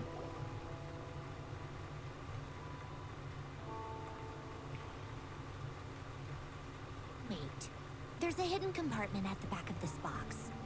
Looks like it's locked with some kind of gear mechanism. Knowing you, Alain, I'm guessing it goes like this, then like this. Got it. Am I a genius or what? Let's see here. A box? Well, you gonna open it?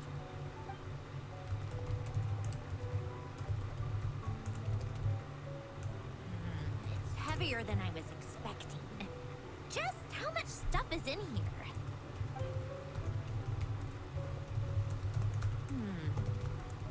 A letter? And a bunch of junk underneath it. None of it seems that important. Wait a second. This should be it. A cube? It's a multi-dimensional algorithmic core. Alain would use it to store information. Only Polonia and I have access. All right, I'll start looking into the core and the letter. Feel free to go through the rest of the stuff and see if there's anything useful.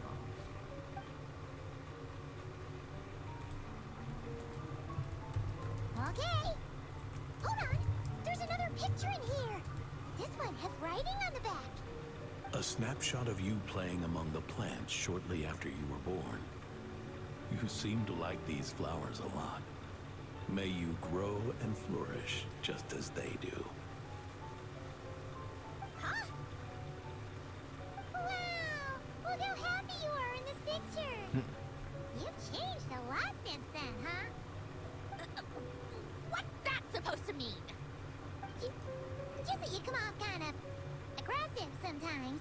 Or, you know, annoyed at everyone around you.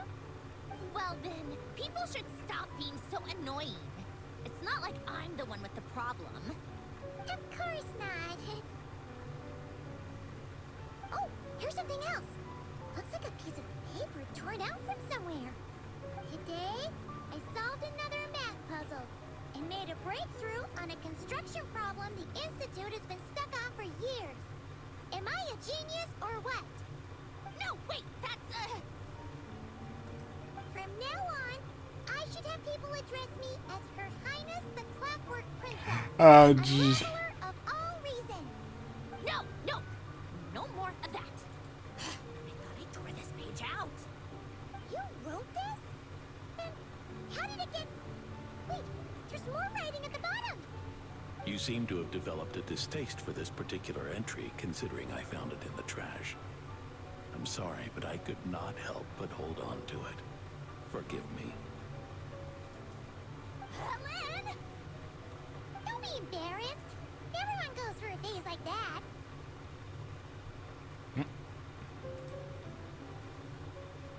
Nonsense. I wasn't even the one who wrote that. It must Sorry, we have a hiccup.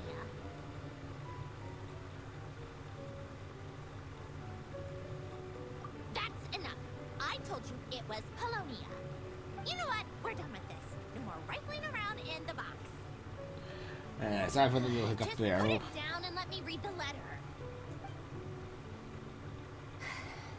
To my little clockwork princess.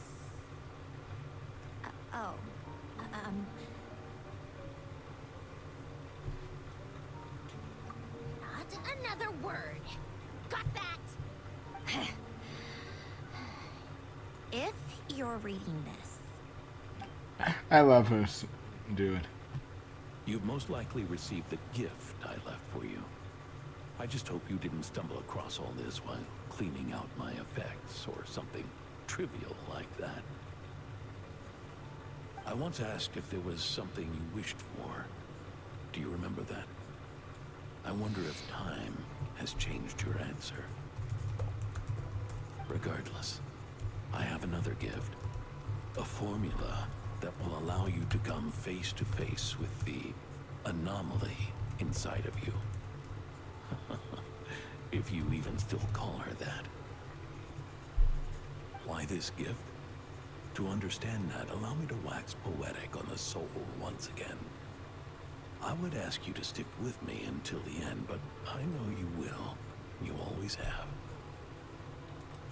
I believe a person should be born twice over in their lifetime. First, there's the birth that grants us life. Then, the birth of the soul. It's a matter of transforming the life bestowed upon us into the life we choose for ourselves. And to do that, we must look inward. We must make a conscious choice to define the meaning of our life, instead of allowing the happenstance of our existence to pass us by. This is the process of recognizing the soul that lives within us. You are my proudest masterpiece. I told you that long ago. But to me, you have never been a creation or a machine. To me, you're just like the rest of us. You have a heart. In fact, some theories think of the human brain as nothing more than a machine, and thought the product of its computations. So you see, perhaps we're not so different after all. Your inner machinery is just far more advanced than most. No matter how one looks at it, the heart is a complex thing. A place where logic and reason collide with our emotions. Your computational capacity allowed you to become sentient and develop logical reasoning. But it also granted you something that, on the surface, might seem contradictory. Emotion. Emotions and logic often clash with each other, and those instances of discord can accumulate over time. That is the source of what you refer to as the anomalies within you. As you told me once, you've always known what you don't want. Yet you've never wished for anything in particular. Similar to how a blind person can feel when a part of their body is in pain without being able to fully visualize its form. Such is your relationship with your soul. So, what I leave you now is this. A formula that will allow you to see the shape of your soul. For if you want to protect your heart, you must first be able to recognize it within yourself. Of course. Whether you use it is entirely up to you. You are, and always have been, free to do as you wish. Regardless, whether by my formula or some other means, I trust you will know your heart one day. You always were a fast learner. And the smartest person I've ever known. Ellen. Oh.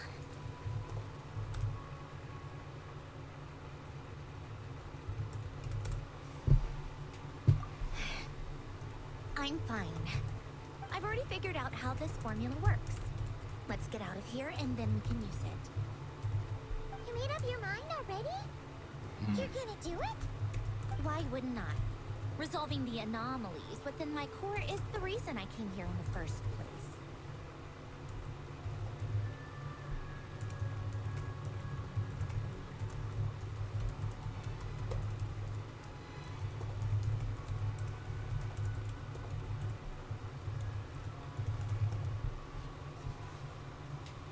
No, I can do this on my own. But do you want to watch?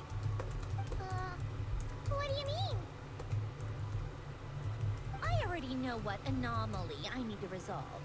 Like Alen said, she's an amalgamation of all the times my logic algorithms have clashed with my notions. And by resolve, you mean that literally? Or... Yes. And if you, let us in like that, wouldn't that mean letting us see a bunch of your, you know, inner thoughts and secrets? If what Alen said is true, then I'm about to be, born anew. Or whatever. This is your chance to be lucky enough to witness it. Besides, you already read my whole diary. When it comes to keeping my innermost thoughts to myself, well, I think that ship has sailed. You're really sure about this? How many times do I have to say it? I finally let you in as, friends, and you want to question it. I'm not gonna offer a second time.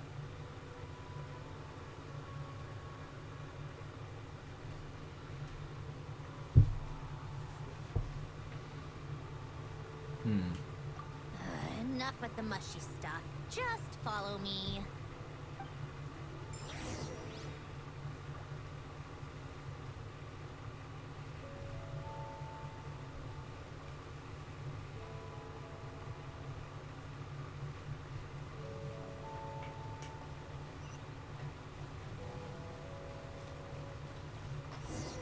All right, let's.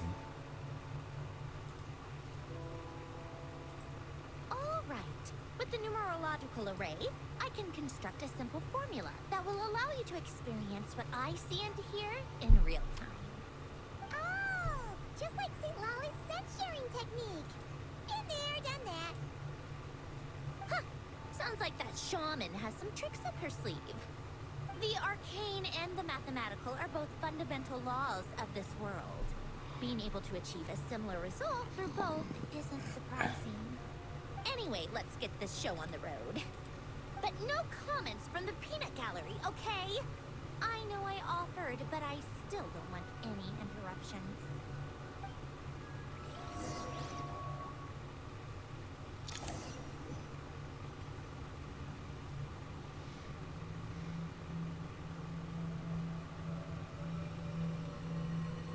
This? My heart? No, it's probably just the result of a lens formula. A space dedicated to resolving anomalies. Huh. But it looks like the walls are all... mirrors? You made it. About time. Is that me? From the past? You just spoke of anomalies. Well, here I am. What happens when emotion contradicts reason? Shall we sit down and talk?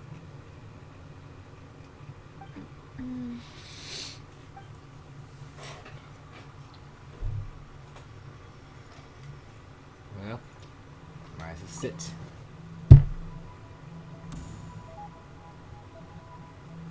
Oh God. That should do it. Hello? My name is Alain Guillotin. Can you hear me? Brings back memories, doesn't it? The time we spent here. Here. I want you to have this. A notebook? You can use it to write things down. I don't need to write things down. I have unlimited memory. Even so, some things are more important than others, right? You can use it to write about the things that matter. So you wish me to carry out a basic priority sorting operation? I suppose you can think of it like that for now. But journaling is also an act of finding oneself. Much like we use wooden stakes to guide a plant to grow in a certain manner, what we choose to write down gives the soul much needed direction. In the act of choosing what to forget and what to hold on to, we decide what kind of person we want to become. I don't understand. Like I said earlier, I don't need something like this. This is where we were born. Where our life began. Mornings of tending to the garden. Afternoons spent cleaning, reading, or studying. Evenings of cozying up by the fire, listening to Alain share stories about his past. Alain. What is it? What are you drinking? Oh, this? It's coffee. It, makes me more productive. I want to try it. Oh, okay. Here.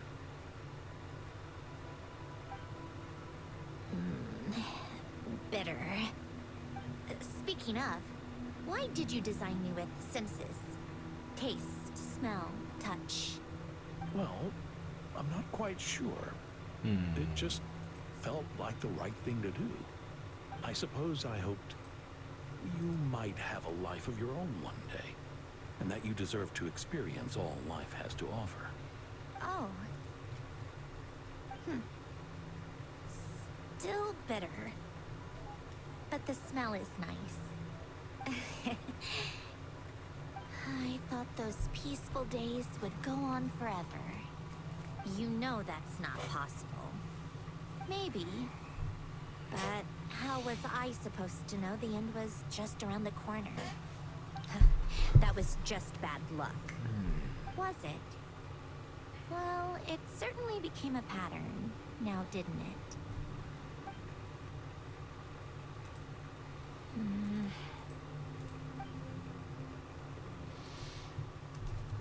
Over time, one of the habits we picked up from Alain was a love of coffee. We even took to hosting tea parties. A machine acting like a human. Kind of laughable, right? I suppose that's just what I'm used to. Yeah, that's just what we're used to. Hey, this place isn't half bad. Great spot for a party. More and more people seem to be showing up to my tea parties uninvited. Yes, Anyone sir. care to explain? Can you blame me? I saw Columbina leading Capitano somewhere, and I had to see what that was about. I had simply asked Columbina where I might find Arlecchino. I had business to discuss with her, and Columbina suggested looking here. Tartaglia and I were unaware that this was a private gathering. Apologies for the intrusion. It won't be for long. Whatever. Just add it to the list of annoying things that have happened today. What's one more? Since you're here, you might as well stay for a cup of tea. See? Told you she wouldn't mind. Much obliged, Sandrone. Well, look who we have here. Good thing I brought extra desserts. This has turned into quite the occasion. Capitano, Wow, that's I some. was just about to go find you. Pardon the intrusion. Rest assured, I won't sully your gathering with talk of work. We can have our discussion later. Spoken like a true gentleman.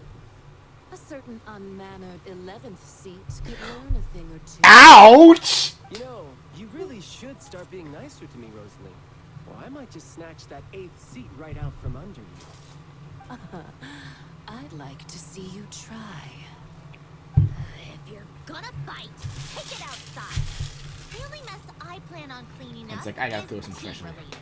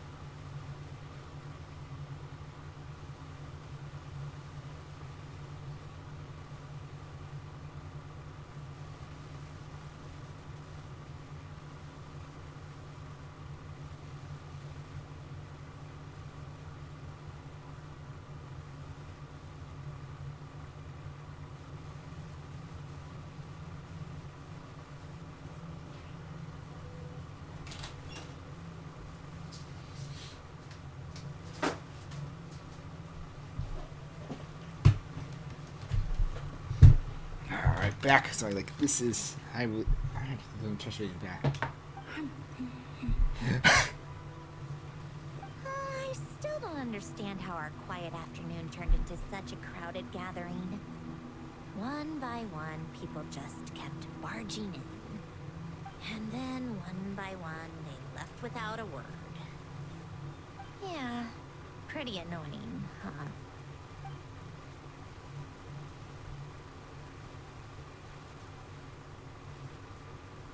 Oh, that one.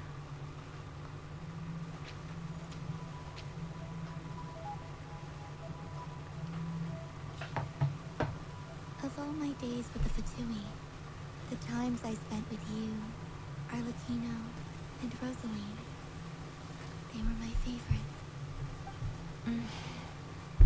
Goodbye, Sandrone.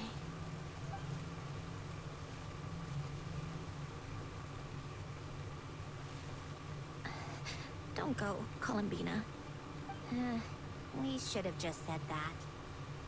Why didn't we? If we had, would the story have had a different ending? She couldn't stay. There was no future for her here. She would have just faded away. You're right. I suppose that's why you call me an anomaly. Every time you make a decision, there's a voice inside your heart. My voice. Asking to contradict all logic and reason. Why didn't we make her stay? Is it worse to fight for something just to lose it? Or not to have fought at all? Don't you find it unfair? One by one, we keep losing the things we care about the most. But in the end, whether I want to fight for something or cry over all we've lost, you just push it down and pretend not to hear.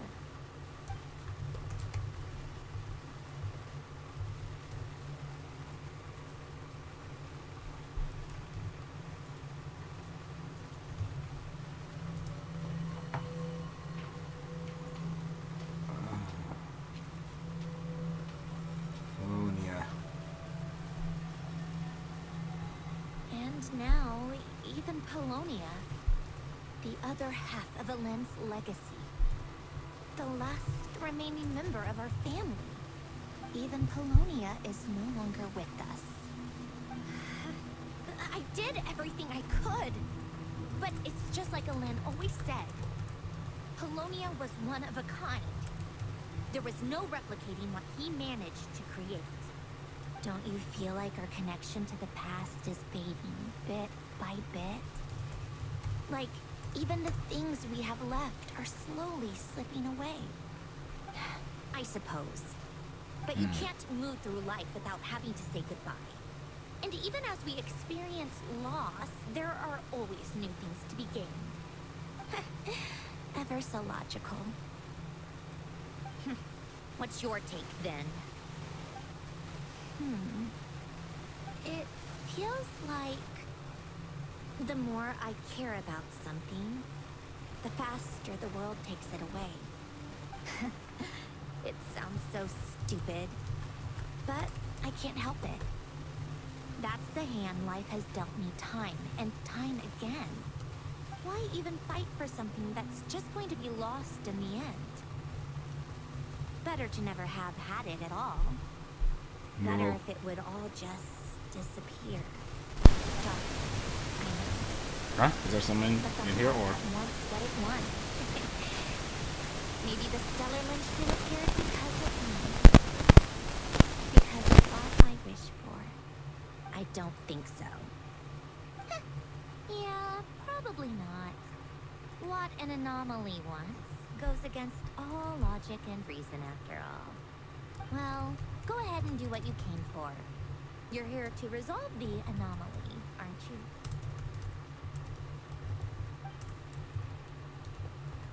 Yes. What's it gonna be? Keeping me imprisoned here like before? Or eliminating me entirely? Like debugging a code? That might actually be a mercy. I don't care. I just don't want to experience the pain of loss ever again. Go ahead. I'm ready.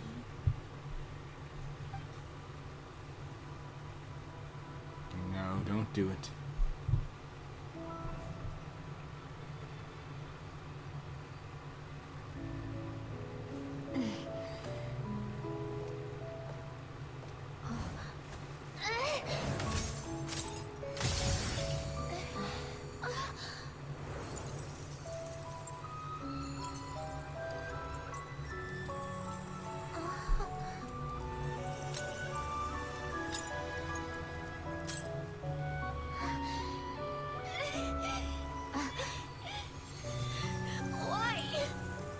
Why do we keep losing everything we care about? I know it hurts, but that's life. I wish... I know. I've always known. Because we've been one all along.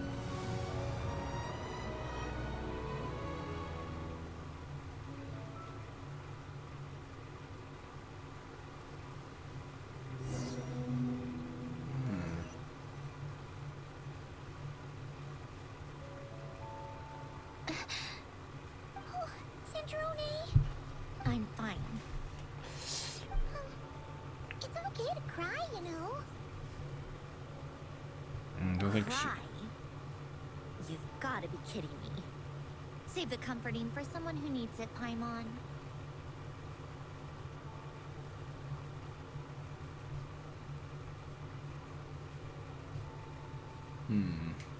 The emotional side of my core algorithm. My emotion module has always been fully developed and operational. Alen tried to tell me that too. I've just chosen to ignore her voice all this time.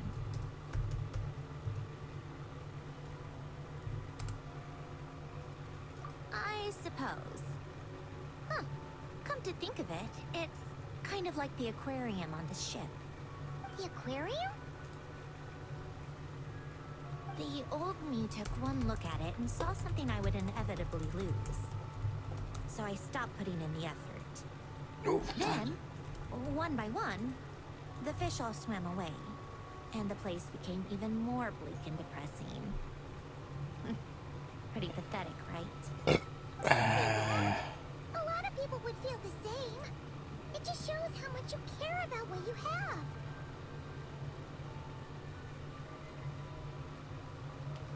Now? After seeing what you've done with the aquarium, I have to admit, I think it's beautiful. It's, like you said, we get to keep the things we gain along the way. And those are things that can never be replaced, because we choose to hold them in our hearts. Well said. Besides, I've already died once. I'd be stupid not to make the most of this second chance. Right. Earlier you, or your inner self, mentioned something about her wish. What was it? You think that's something you can just ask and I'll tell you? Nope. Think again. I may have accepted my emotional self, but I'm not about to go all soft and mushy on the inside and pour my heart out.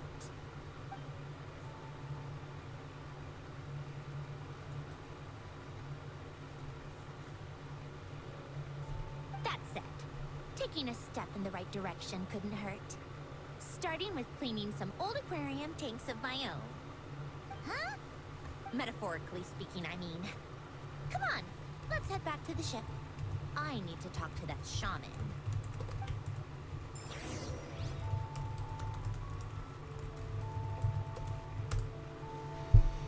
Alright, back to the...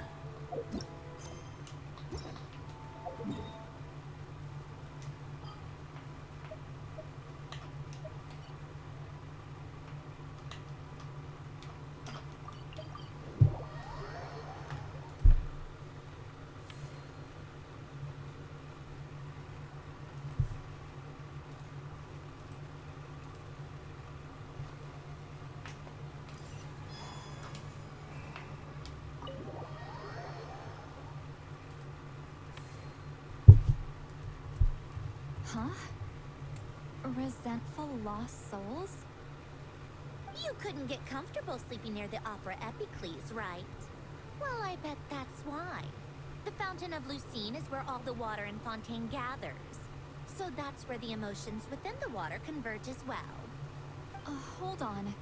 If it's souls we're dealing with, feeling uncomfortable should have been just the beginning. I should have been able to hear their voices or something. And under normal circumstances, I'm sure someone of your talents would have. The problem is, these souls are no longer complete. Remind me how they ended up like that again? You mentioned something about them being split apart? Yes, it's called soul severing. Renee of the Nartsitzenkreuz Ordo came up with it. After learning of Fontaine's impending doom, Renee thought if he could find a means for the soul to live on in perpetuity, it might ensure the world's salvation. Soul severing was the first step of his research. Unfortunately, his theory of the four orthants was imperfect at the time, and a failure along the way caused his physical form to dissipate. Jakob, another member of the Nartsitzenkreuz Ordo, sought to carry on Renee's legacy and restore his physical form. He even used some of the people who stood in his way as test subjects for his research. By severing their souls? Jeez. Yes. After Renee successfully awakened, the two continued their research, and all the severed souls ended up merging into Renee's consciousness. After you saved Fontaine by turning Fontainians into true humans, these souls returned to the ley lines. But the souls severed before Renee awakened had nowhere to go, doomed to forever wander the waters of Fontaine as listless spirits. Almost as if they exist outside the bounds of this world. Unrecognized by the ley lines or fate. No wonder I couldn't sense them.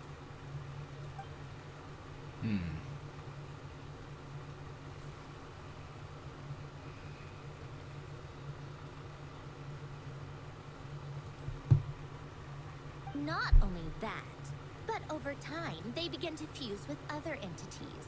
Their inner resentment lured in all sorts of evil beings, which corrupted and defiled them into nothing more than accumulations of filth. But the full transformation must have been recent. Otherwise, the Udex surely would have noticed. Wait, no, he must know already. That would explain the underwater Melazine patrols. No wonder I kept running into officers from the Mara Chaussee Phantom earlier. In that case, let's go find Nervalette and we can sort it out together. No, not just yet. Why not?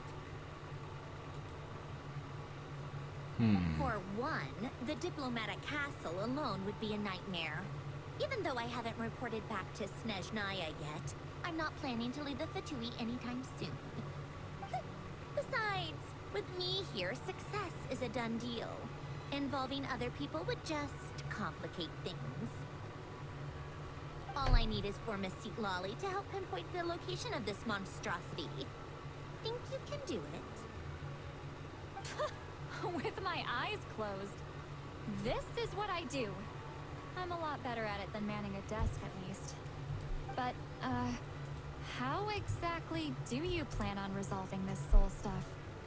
Even to me, there's no obvious answer. Seems pretty complicated, all things considered. Just trust me. I have the perfect solution. Oh, all right. If you're that confident, we'll follow your lead. Why the sudden interest in helping Fontaine with this, Sandrone? You never knew Renee and the others, right? No, I didn't. And you're right. This problem has nothing to do with me. I wouldn't get within 10 feet of the Narcitzenkreuz Ordo or its members. But in his later years, Elen told me he regretted not helping his best friend when he needed it the most. He also felt sorry towards Marianne for being too lost in his mechanical research to look after her properly. If he were still with us, I think he'd do the same. He might have a few choice words to say about it, but even after everything, he wouldn't leave his friend's mess for someone else to clean up. Friends shouldn't hold grudges or leave behind regrets. Fixing what happened between him and Renee was one of his greatest wishes. All I'm doing is fulfilling it in his stead. You know, you really do seem a little different now. You mean everything that just happened wasn't for nothing? Why, thank you for pointing out the obvious, Paimon.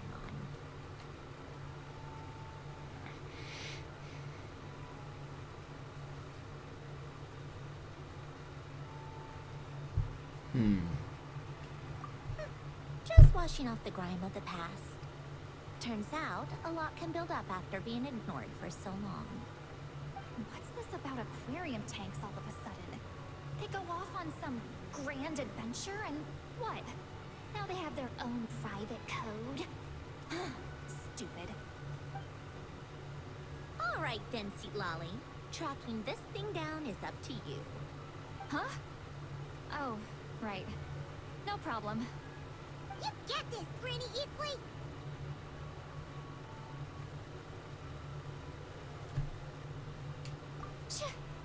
You!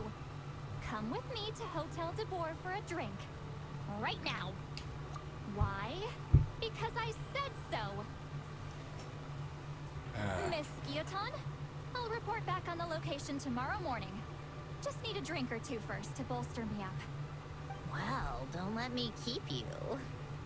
All right, you. Time to go. I've got scores that need settling. Oh, dear.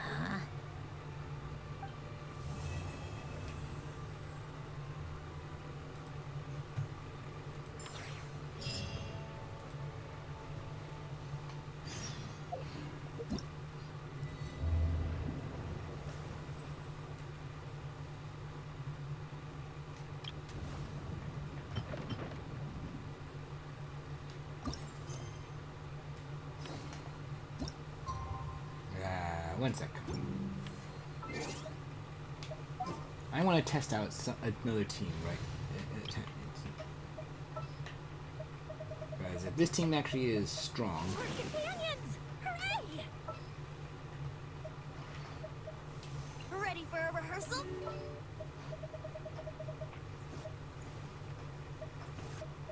In the name of the Prinzessin.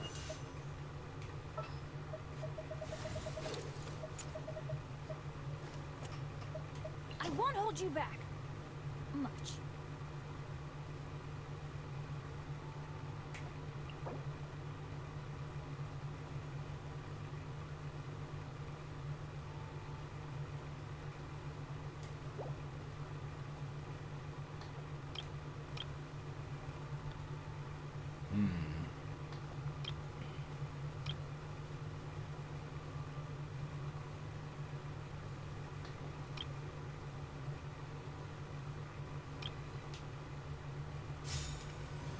Alright, take a look here as well, because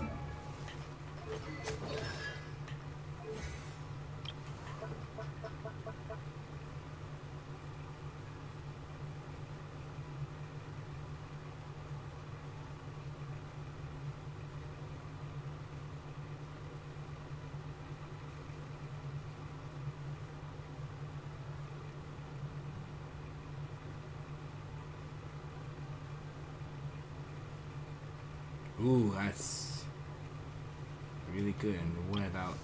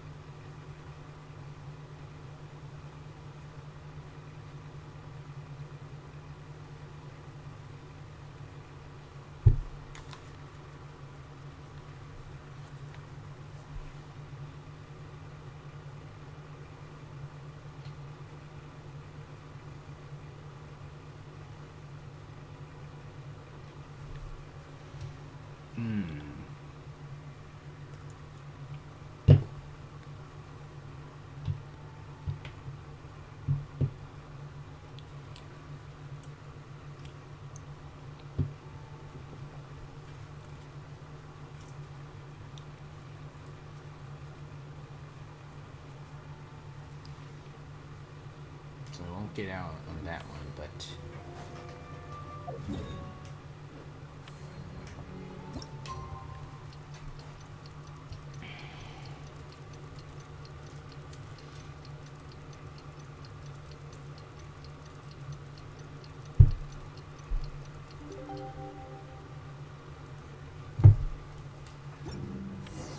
Time to meet up with Sandrone.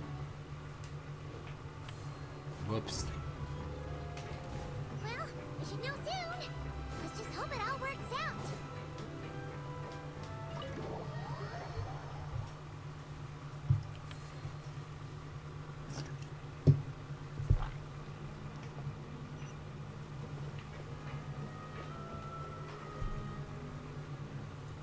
Sue Wally sure drank a lot last night, huh? Wonder if she's even awake. Good morning. Ah!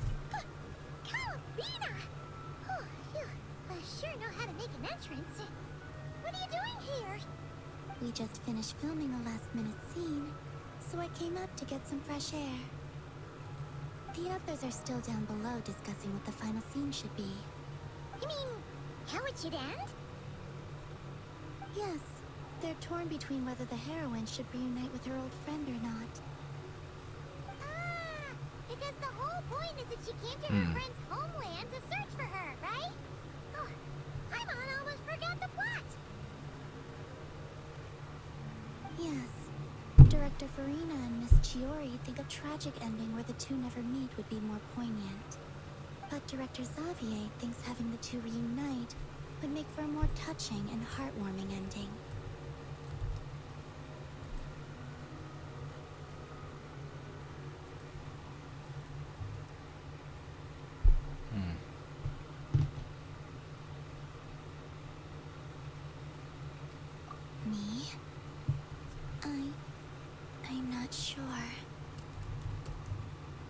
On a personal level, of course I want to see her again. Of course I want to experience that moment where we reunite. Even if it's just for the cameras. But that means an actor would have to take her place.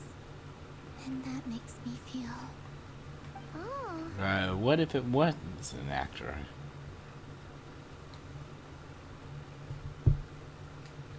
Huh? Yeah, no one's so worried. Making a film is supposed to be fun. Besides, it's all gonna work out. You can trust Paimon on that. Work out? How? Well, you know.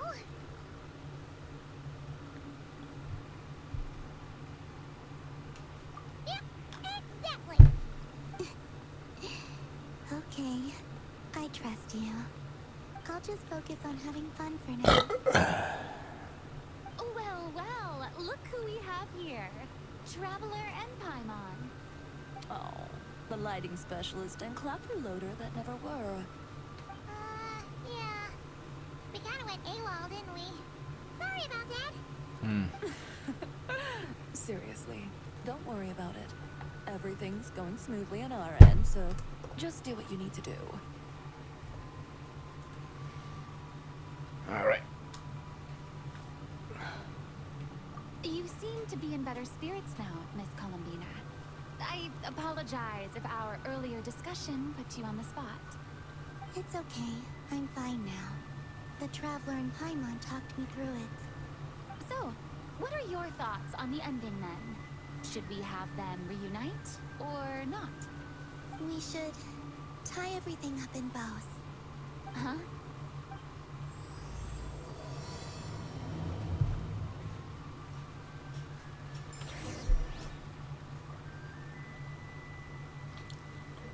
Alright.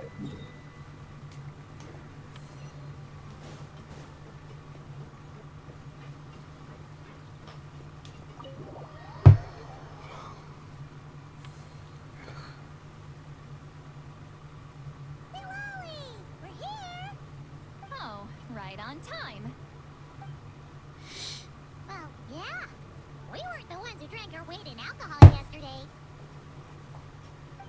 What? Are you suggesting Granny can't handle her liquor? It takes a lot more than that to get me drunk. Really? 'Cause, you stopped making sense after a while. Did I? Huh. News to me. I didn't say anything too crazy, I hope. Let's see. You spent half an hour bad-mouthing Auroron, half an hour complaining about work, an hour talking about light novels, and, Paimon kind of fell asleep after that. Are they gone? Oh, the crew? Yeah, we bumped into them on the deck, but they just left. Wait, but now that everything with your core is sorted out, what's stopping you from seeing Columbina? She misses you a lot. I just want to deal with this mess first. Besides, this is a perfect chance to make her jump for once. I have to plan it out more. But enough about that. Were you able to pinpoint the location of our target? Of course. When So Granny she's- promises something, she delivers.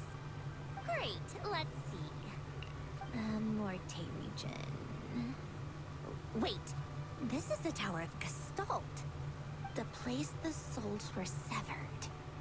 Is that the source of the resentment? Or is it the Narcissism-Kreuz Ordo in general? Let me come with. This thing's movement isn't fixed. If it's not at this location when we get there, I can use a ritual to summon it. You've already gone to more than enough trouble. I don't mind. These old bones have nothing better to do anyway. Summoning a spirit isn't going to do me in. Besides, if I don't go, they'll just have more inside jokes I can't join in on. All right then. I appreciate it. There's no time to lose. Well, she is jealous. She is jealous.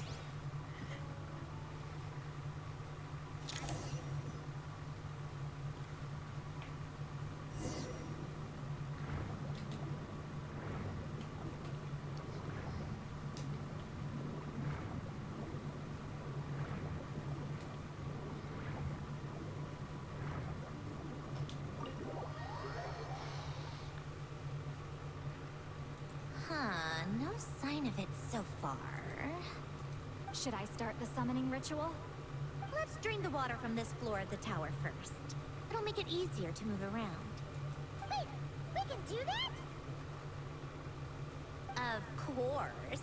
Alan and Renee both saw the future that awaited Fontaine, and even shared a few methods for waterproofing buildings. The principle behind it is... not important. Just unlock the mechanisms in the order I tell you.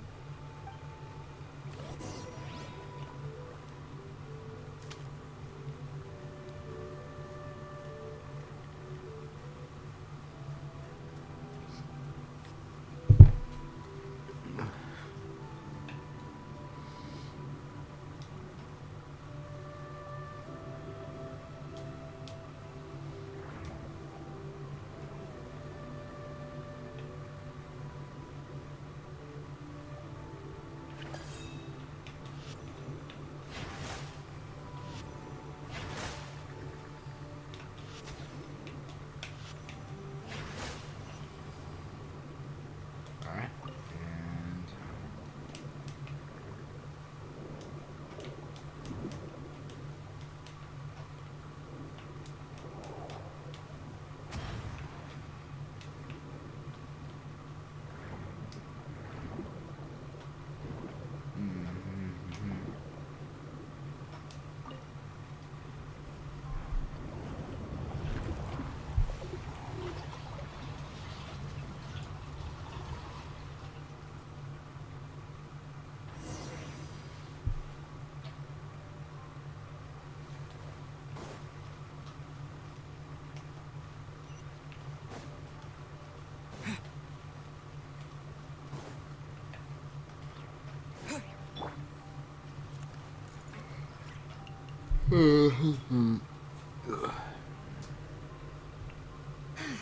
Ready? Yeah. When this thing appears, I'll try talking to the souls inside. But more than likely, they've already been driven to madness. If communication fails, we'll have a battle on our hands. In that case, Hana better find a hiding spot. If a fight does break out, I should be the one to deliver the final blow. Trust me on that. Understood. All right, I need quiet. Wandering spirits drifting along the tides. Hear me now. Broken souls, silenced, torn apart and forsaken. Follow the traces of the past and return to us. Let resentment recognize resentment. Let vile entities be drawn together. And in this place, take form once more.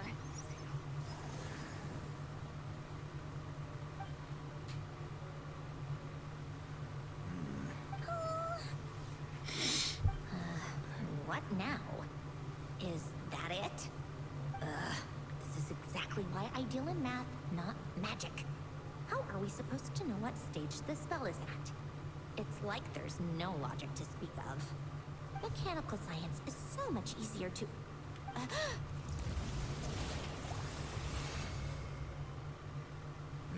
Watch out!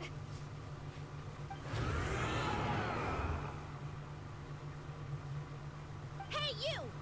Or whoever's inside of you. I need you to listen to me. I'm a descendant of Fontaine's Lord Artificer, Alain Guillotin. I can make you whole again and return you to the ley lines. You just need to work with me here.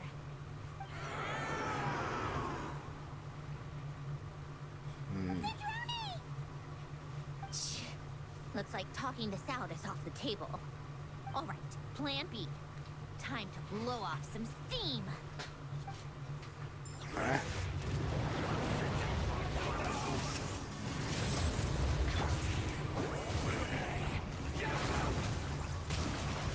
You're cutting out the wrong person.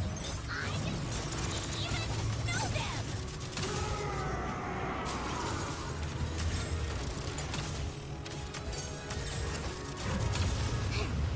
Take a break.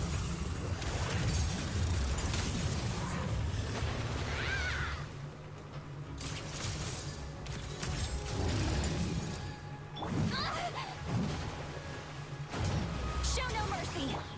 How tiresome.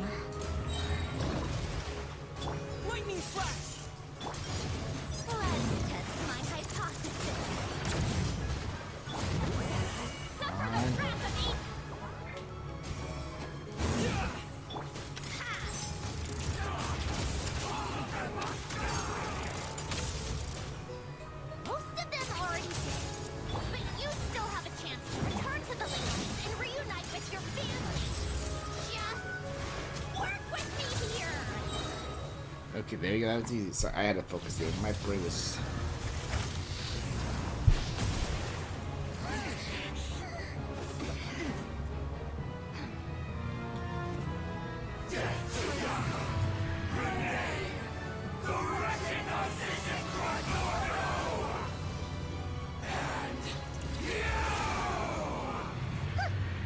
I told you I'm not like them.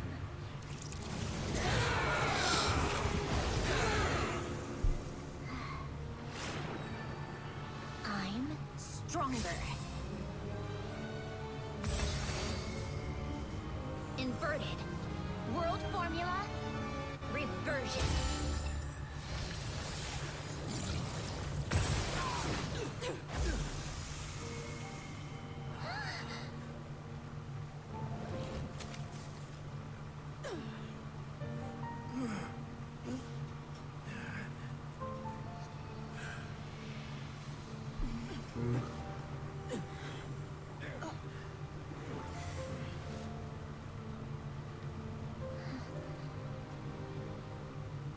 Be at peace among the tides. Lost souls.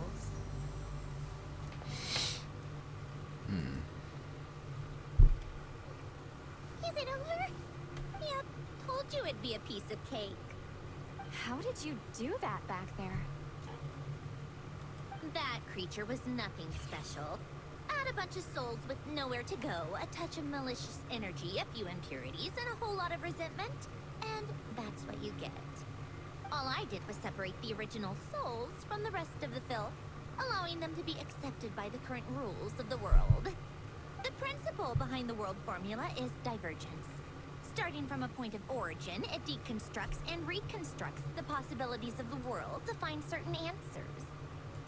So, it would follow that reverse calculating the world formula allows us to achieve convergence and restoration instead. Using a numerological array, I was able to do just that. It's similar to the concept of homological reduction in mathematics. I reduced them to the basic fundamental essence of their being without changing their underlying nature. That meant... never mind. Judging by all the blank stares, I'm guessing you don't actually care. I think I finally understand how Outlanders feel when I ramble on about shaman stuff.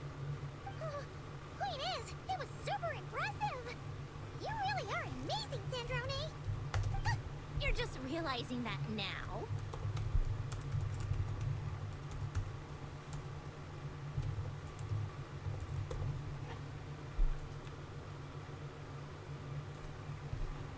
Yeah. Enough about that. We should get going. I'll go reset the mechanisms inside the tower. See you back on land.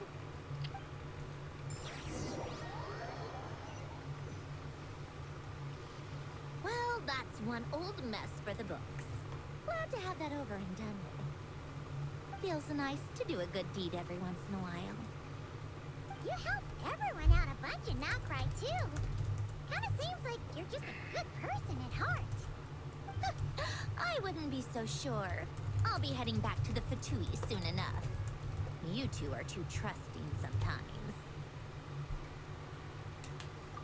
Fine. Just don't say I didn't warn you when it comes back to bite you. Well, where to next? Back to the ship? Yeah, your personal business, the Narcitsan thing, it's all resolved. That means you can see the people that need seeing now, right, Sandrone? Everyone's gonna be so happy you're back! You wouldn't catch me dead admitting to this before, but... yeah, I really have missed everyone. Aww. Bina's a special case, though. This time, I'm definitely getting her back for all her annoying antics over the years. Ah. How cute. She'll sense me coming from a mile off. How am I gonna...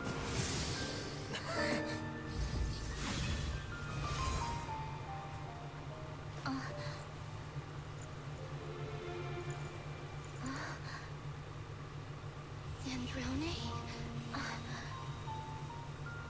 Aww. Is it really you? Aww. You didn't tell me. hated me. Why?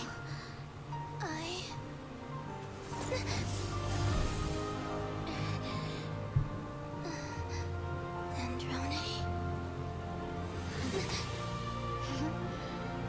Now we're even. I missed you so much. That makes one of us, idiot. I'm here, Columbina.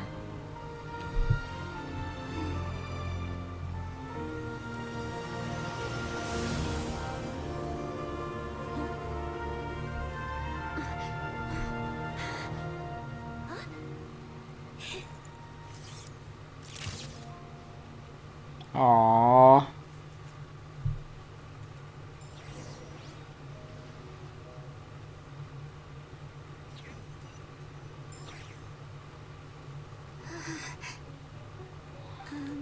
Sandrone. Don't ruin the moment. Or I'll start thinking about how you teleported me to a random location after I explicitly told you to stop doing that. And scene! Bravo! Bravo! We got it! This is exactly the ending I was hoping for. Huh? Where did you just go, Miss Columbina? You vanished, and then the next second you were back hugging this, new friend here. That was all on camera? Uh-oh! Well, the camera was already rolling and it happened so fast, so yeah. Hold on. This must be... Yep, my best friend. The one I was looking for. I never thought I'd actually get to see her again. I'm just so happy. Plus, the film got a happy ending too. It's all thanks to you, Sandrone. Wait a minute! Sandrone? You couldn't stop being annoying for 1 second?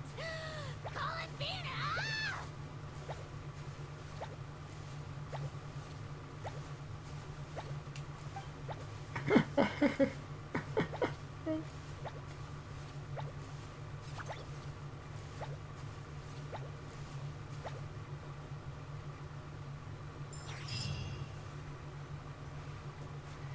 That's just very cute.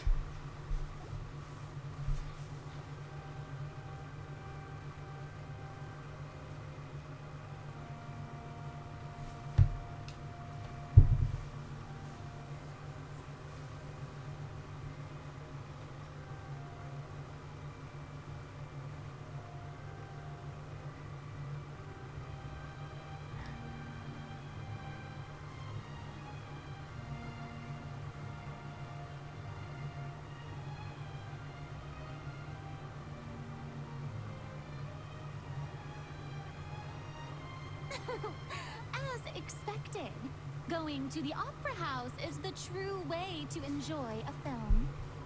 You get to see the audience's reaction in real time, too. The endings seem to be received quite well. I can't believe you let us include that in the final cut, Sandrone!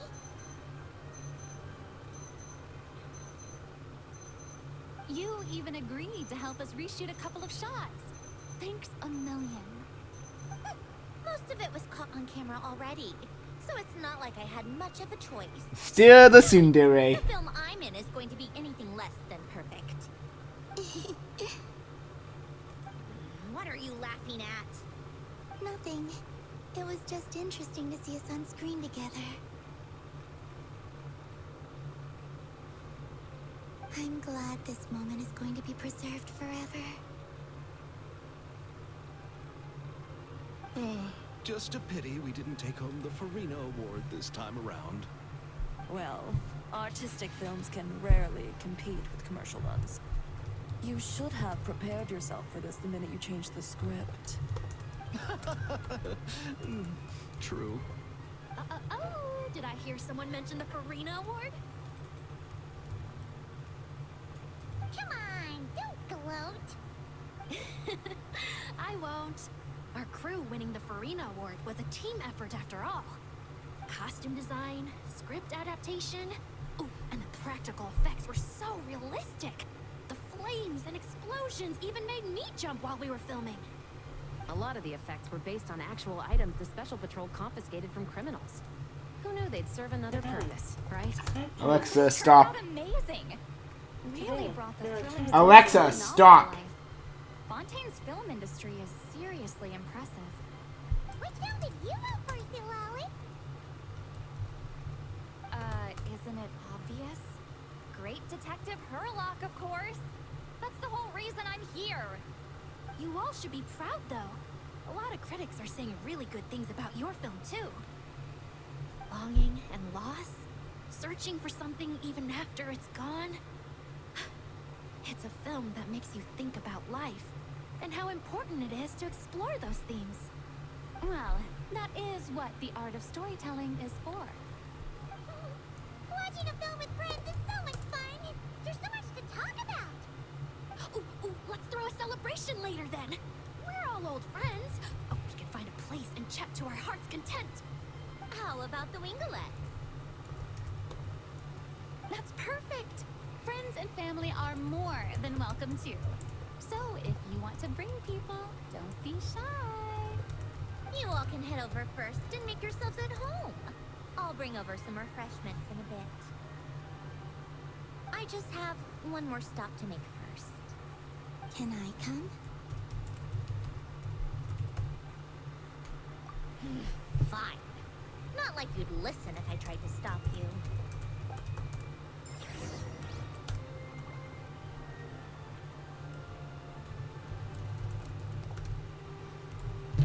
Alright, and next, what's the final spot?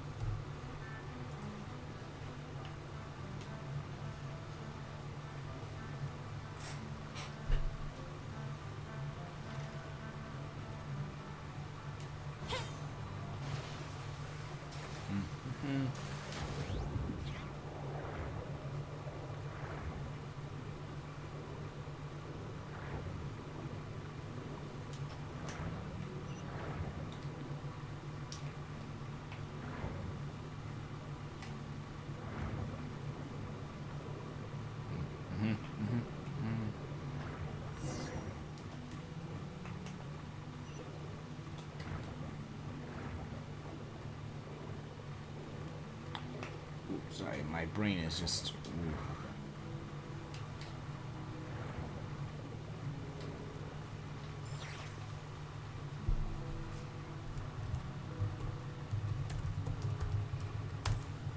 Wait, is this? Yes. Here lies Lord Artificer, Elaine Gaeltan. This is his grave. Oh. I'm sorry, Ellen. I'm sorry this is the first time I've been back since leaving Fontaine. I should have come to see you more often. I got your gift.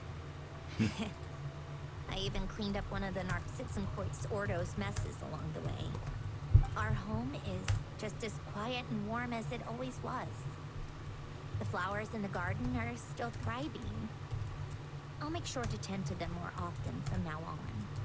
Polonia received irreparable damage in battle. I should have taken better care of your invention. I'm sorry. Polonia was family to me. Just like you. You always said I was a fast learner. But I'm not so sure. took me far too long to learn the things that truly matter. I never said this to you back then, but thank you for creating me. For giving me the chance to experience life. Being your family meant everything to me. Absolutely everything. Can I say a few words as well, Sandrone? Don't need my permission. Hello, Mr. Guillotin. I'm Sandrone's friend. You don't need to worry. Sandrone is doing great. Not only is she a brilliant scholar, she's made a whole bunch of friends, too. And she takes great care of them. As if. She'll never admit it, but she's always there when her friends need it the most. I wouldn't even be here without her. So, if she ever needs help, her friends will be there in a heartbeat, including me. That's what best friends are for. Columbina. What else? Oh, she likes drinking bitter coffee, listening to piano music when she can't sleep. Turns out she even likes giving hugs. No, wait! Don't tell him all that! Huh? I don't understand. I didn't think you'd want to hide things from him. Well, yeah, but there are still things I don't want to say. Okay. I'll come by myself and tell him for you then. That's not what I meant. Roll. Oh. Enough with the speeches. If no one has anything else to add, let's just leave it there. Should we say a few words too? Kinda seems like Columbina said it all.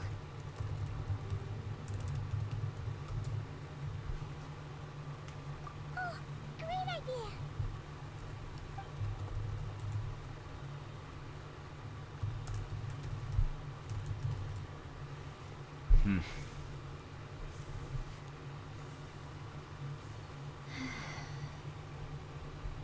Goodbye, Ellen.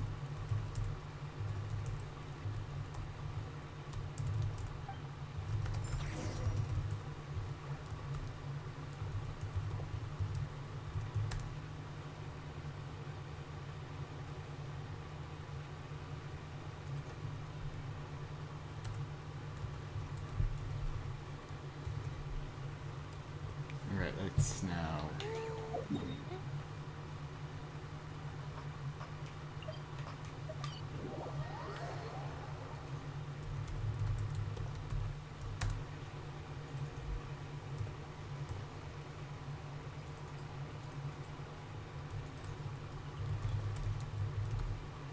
And back inside. Sorry, I'm just typing something.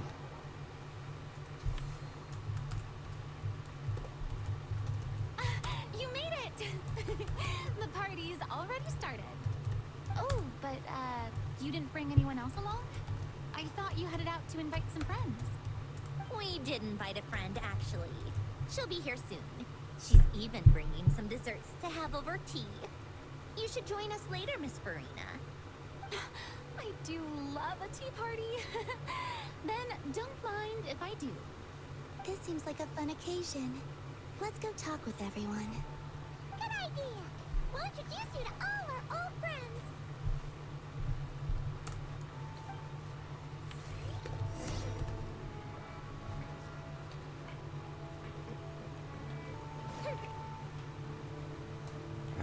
I want to do New Village first.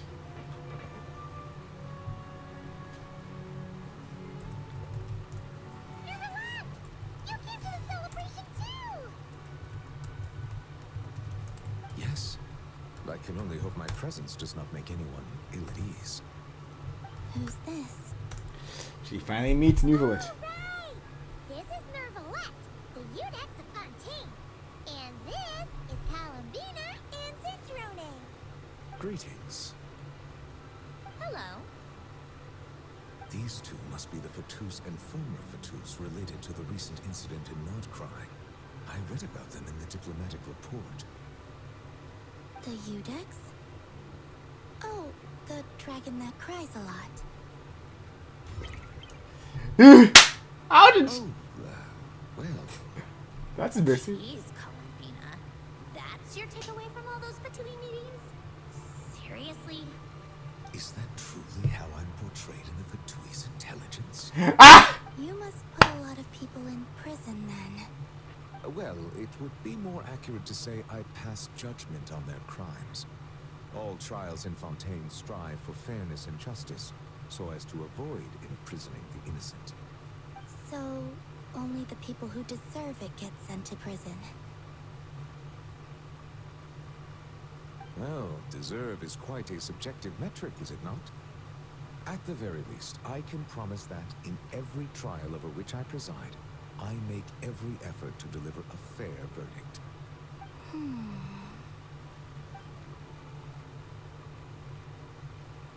Yeah. For the love of... What is Oh, she now? You seem like a good dragon. Not the kind that throws people in prison for no reason. I think we can get along just fine. Well, thank you. She punched me because... Sorry, Nermalette. She thinks that's a sign of friendship. Where does she even pick up weird habits like that? I see. I believe I have observed people on the streets of Fontaine expressing affection in a similar manner. I suppose I now know what it feels like. Yes, quite abrupt. You know, these two are surprisingly alike.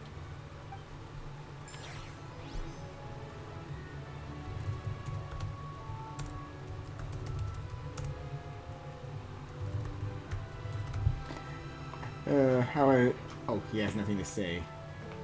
Damn it. Oh, no! I overshot! Give me a sec! We're good?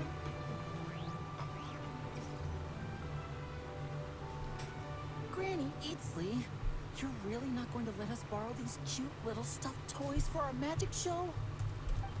First of all, Seat Lalin and Eats Papa are Chi-Chi meal. They have inauspicious stars sealed within them, and they're my helpers, not toys. But the Grin Malkin Cat and Boggle Cat box are Linny and Lynette's helpers. And they still make good partners on stage. Agreed. We've never had a Chi-Chi meal pop out of our hats before. It would be quite the surprise. I think the audience would love it. If this was the Masters of the Night Wind, these kids wouldn't have even had the guts to say my name, let alone pester me like this. I'm terrible at dealing with requests like this. Oh, Traveler, quick, save me! You think you're so funny. Lady Sandrone, Lady Columbina. Hello. Don't look at me like that. I don't have any mechanisms for you to break.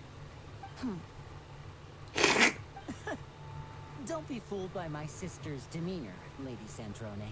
She's just as delighted as the rest of us to have you back.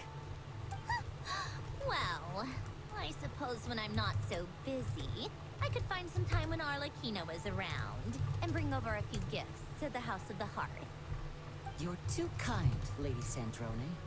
I'm sure just your visit alone would make Father more than happy. I just need to borrow them for a bit.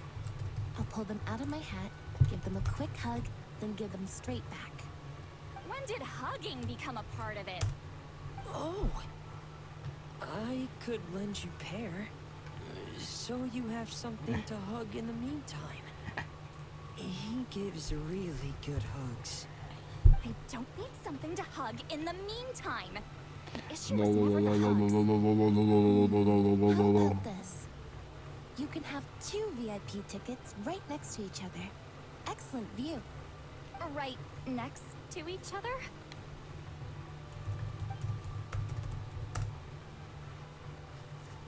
Yep, super quiet. No one will bother you. I'm sure you'll have a great time. Fine.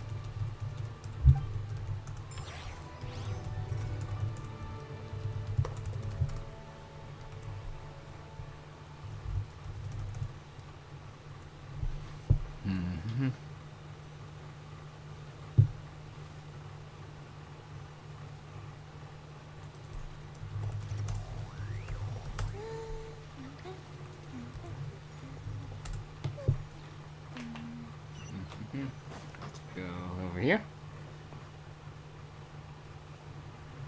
You made it. Sorry for starting the celebrations without you.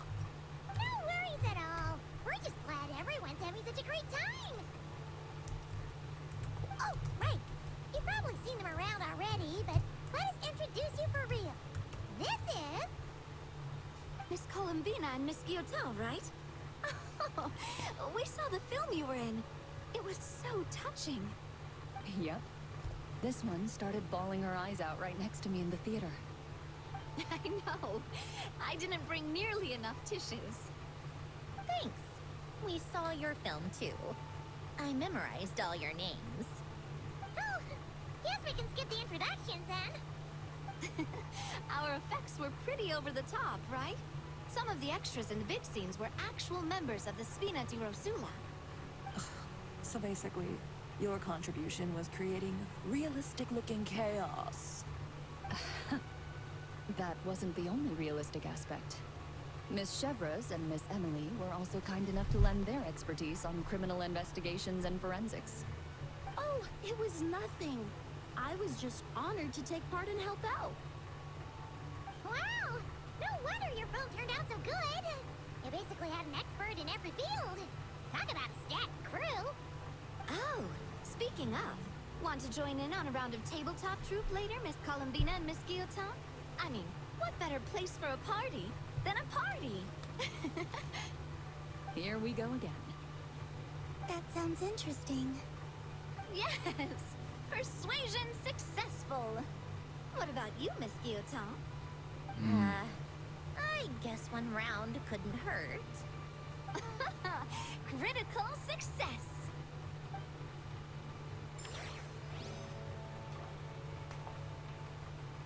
No. So we're gonna see them play that probably.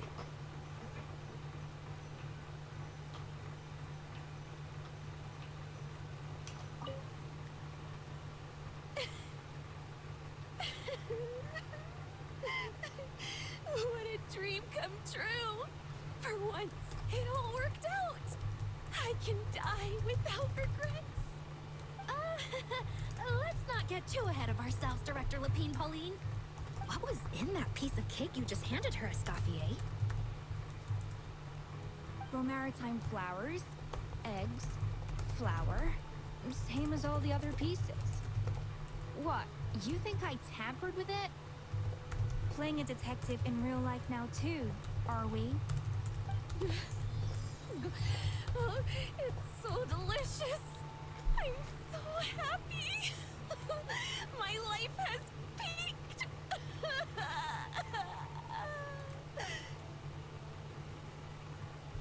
Miss Lapine Pauline, look who I brought! Master! Wait, what happened to your face? Why are you crying? Never mind my face. Here, let me introduce you. This is Miss Charlotte and Miss Escoffier. Things are sounding lively over here. Oh, look who it is! Perfect timing. I was so busy with the shoot, I feel like we barely got to talk. And the elusive Miss Guillotin. It's great to see you. Thank you so much for letting us use the boat free of charge. That was so generous of you. Oh, right. Introductions. This is Miss Charlotte and Miss Escoffier. That's kind of you. But I didn't really do anything. If you want to thank someone, it should be the Duke or the people who keep the boat in such good shape. Right. I'll head over in a bit and do just that. Miss Columbina? Yes? Could I interview you sometime? I'll treat you to some gâteau de bord for the trouble. There's only a limited amount available each day. Oh, but it's an absolute must-try when you're in Fontaine. Oh, sure. Bold of you to use my own cake as a bribe right in front of me. You know what? When else are we all going to be together like this? Come on, everyone! Grab your drinks! Oh dear. Are we going to toast? Yup! Come on! Oh jeez, he's moving fast. Dante! And now there's only one left.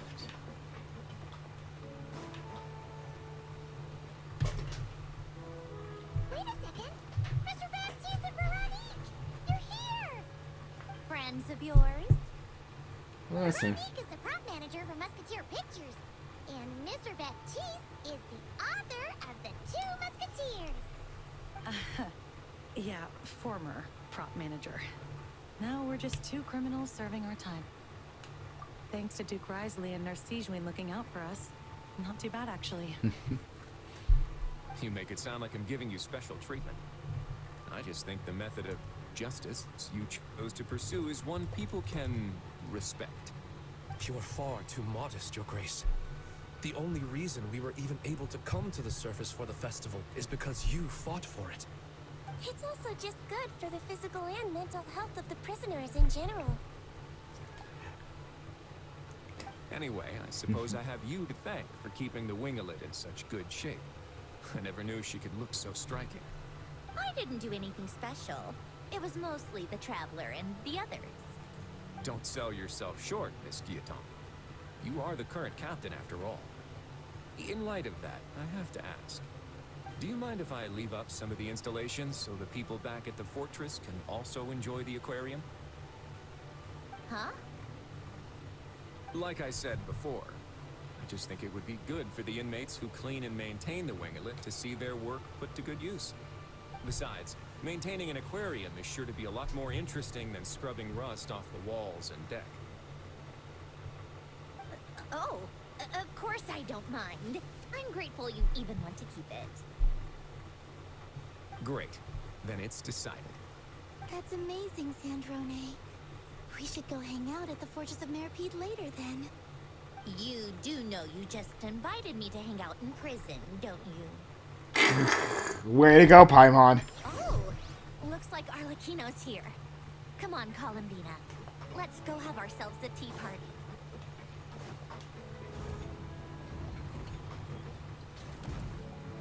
Well, it's been quite some time since the three of us gathered to drink tea like this. Yes, but your tea is as good as ever, Sandrone. Of course it is. I feel bad for Farina in this. I'm glad to hear it. Are they to your liking, Miss Farina? If I remember correctly, this particular cake is your favorite. Yes, thank you. The tea and pastries are absolutely delicious. I can't believe I'm casually sipping tea with 3 harbingers. Or are some of them former harbingers? Who knows? Due to diplomatic reasons at the time, our last tea party was rather tense. Wasn't it, Miss Farina? You have my apologies. One second. Grab it.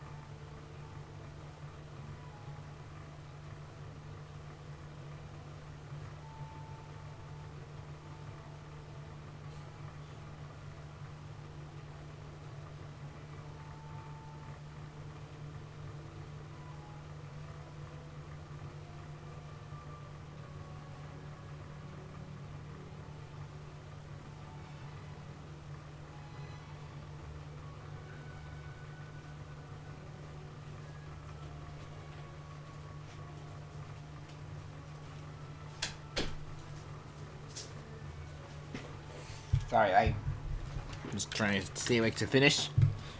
But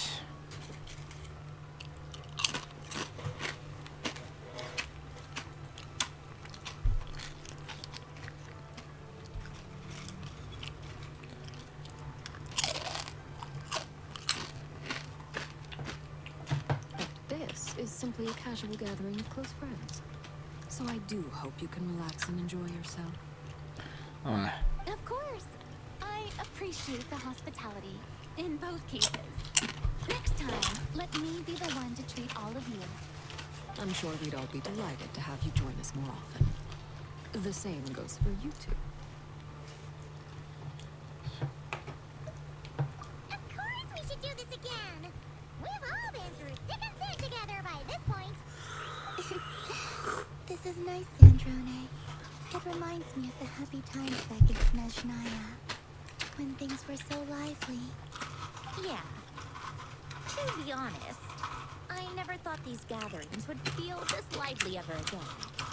Well, I think I speak for all of us when I say we're truly glad you're back, Sandrone. Me too. I've realized that holding on to what matters doesn't just mean protecting what you already have. By reaching out and striving for something new, you can gain much more than you think. No, that certainly doesn't sound like something the old you would say. Well, I'm only going to say it once, so don't get used to it. still, oh, Sunder. Perhaps your tea parties will only get livelier from here on out. Once you return to the Fatui, we'll have more opportunities to keep in touch in any case.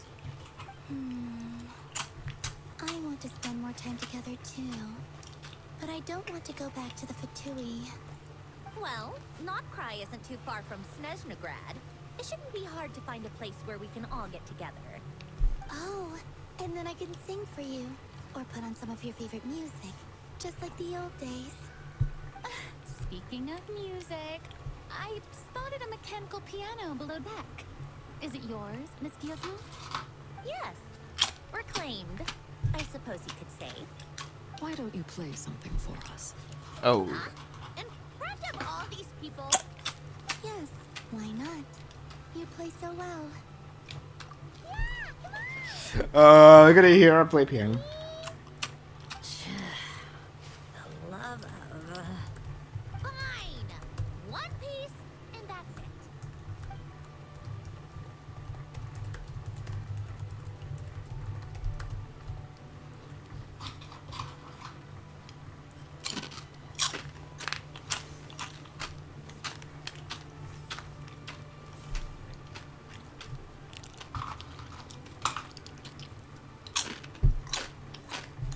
Oh, that's a fancy piano.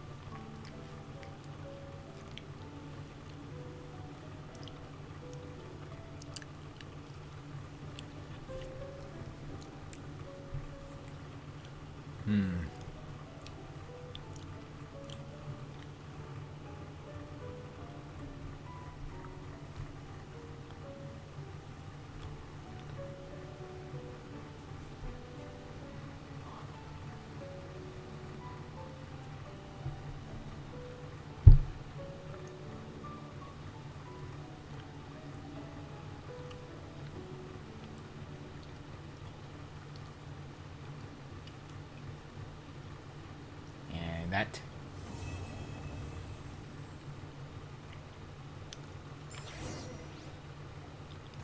All right, Musketeer Pictures. Everyone ready? I'm not sure I should be in this one. Of course you should. You might have primarily helped out another crew this time, but you're still a member of Musketeer Pictures.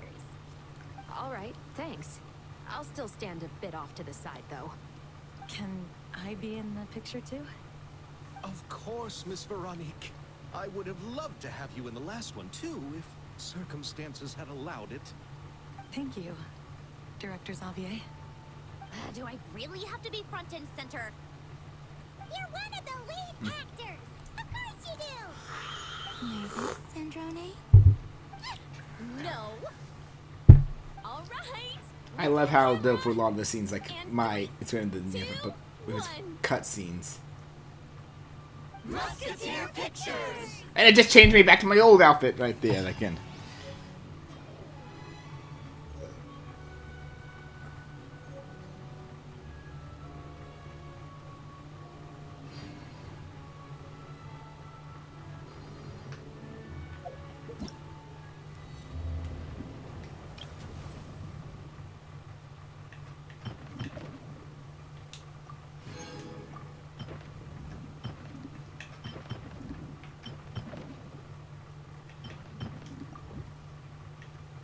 That finishes that.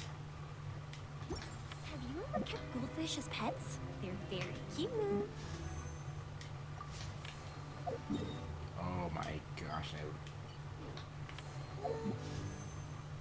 unfortunately I'm not going to be able to.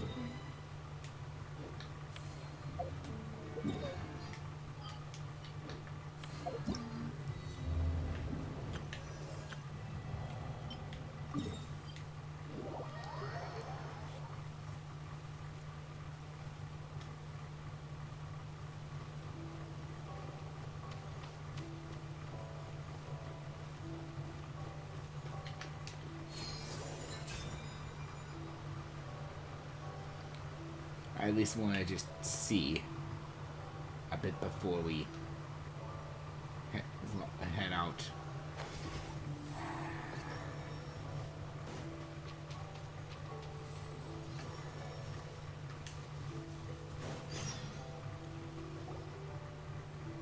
We've never been here before. Where is this exactly? Huh? Look! That person over there! Why is she here? Paimon thought she'd be at Silvermoon Hall. Huh. Funny how life works sometimes. Let's go over and say hi.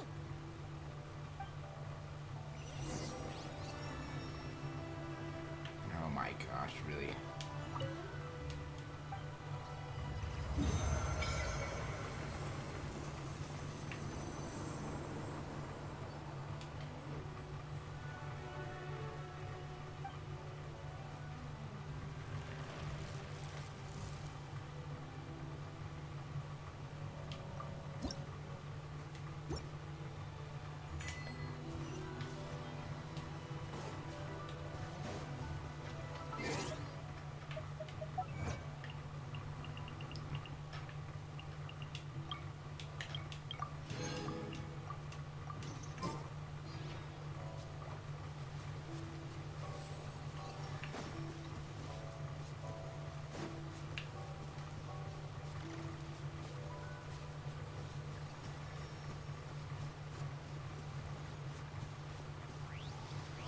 I at least want to see this scene before we head off.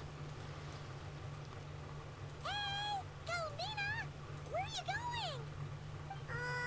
She's gone too far out. She can't hear us. But what's she doing here? Does she have something to do? Yeah. Paimon doesn't think she'll run into any trouble, but better safe than sorry. Why does this one have like voice acting? Like this feels like a world quest.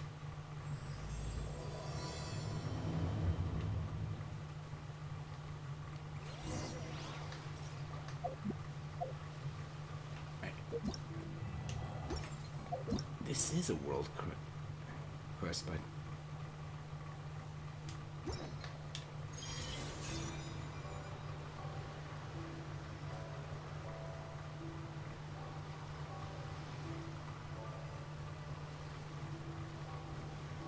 Look! Is that an island up ahead?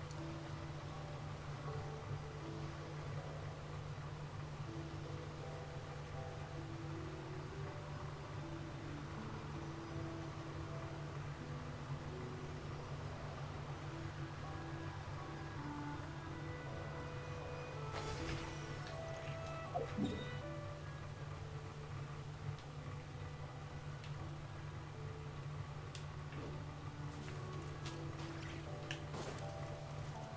what do you know?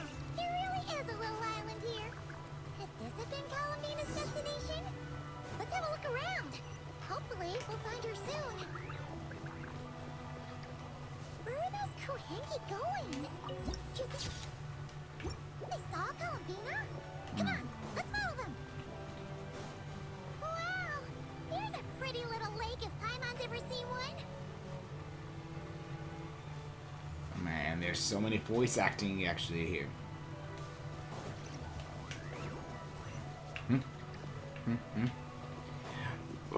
Yes, yes, yes, yes, yes, yes, yes.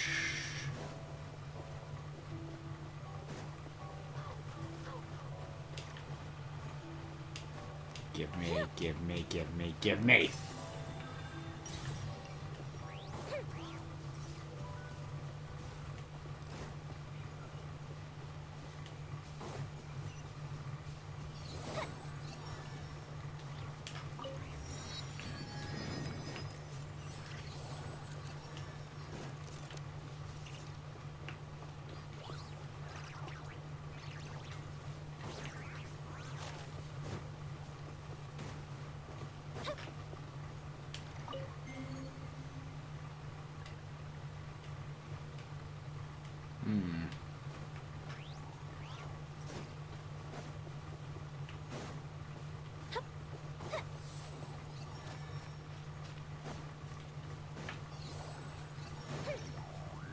Whoa!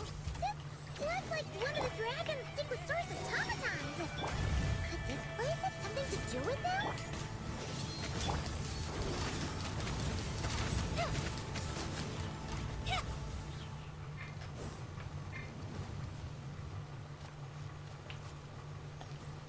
Wow, like that.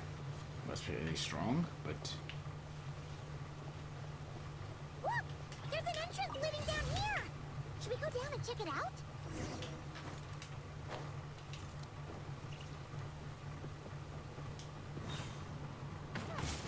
Why do these rocks look kind of floaty? who knows? There's tons of broken machines in here, and none of them are ones we've ever seen. Oh, it's those floating rocks again! Do you think we can push them out of the way?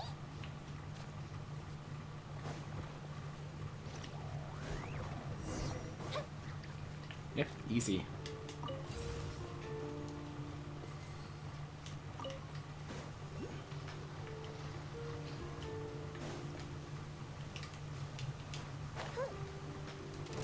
Fire hazard! By royal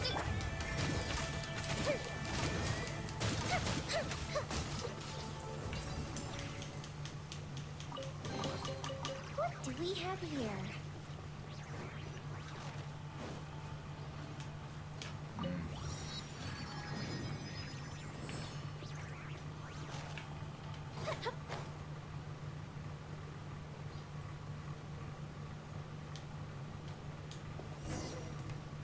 What is this?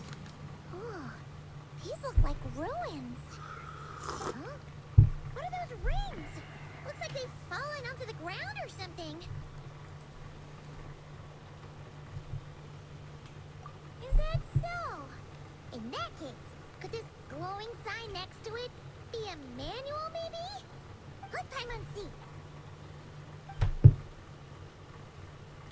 Okay, I'm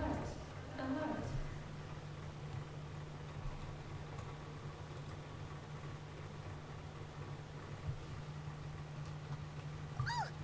Darn it! Paimon triggered some kind of intruder alarm!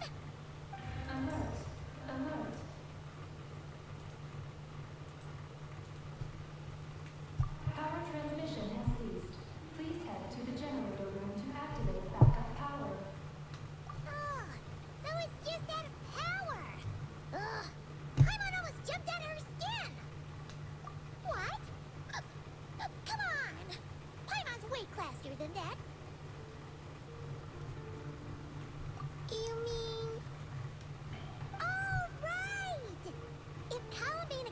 do something, she'd totally need to turn on the power first. Genius! Alrighty then, What the? let's go!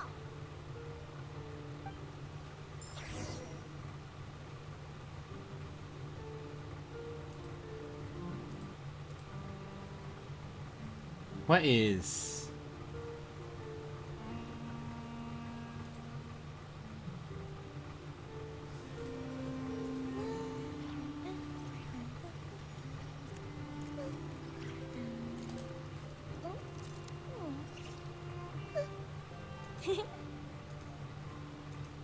What?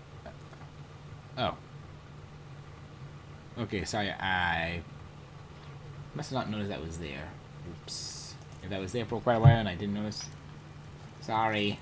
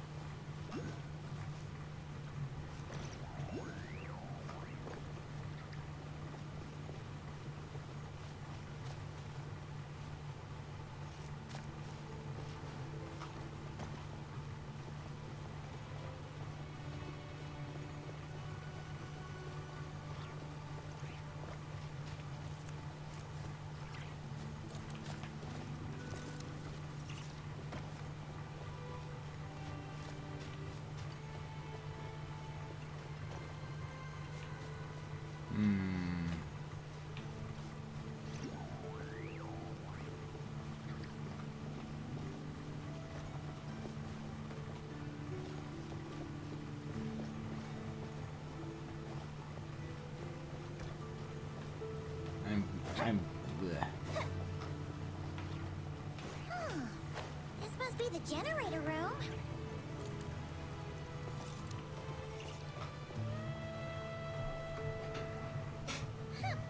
This thing doesn't really look very mechanical.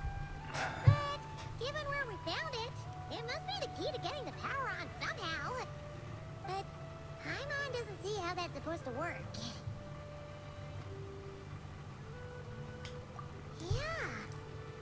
Super weird. Yeah, I'm gonna. Columbina's already been here? Maybe she discovered that I want to try and find a. Start and went to look for a solution elsewhere? I can't stay up much more. Sorry. Let's give this thing a try anyway. Maybe we can find out what's going on.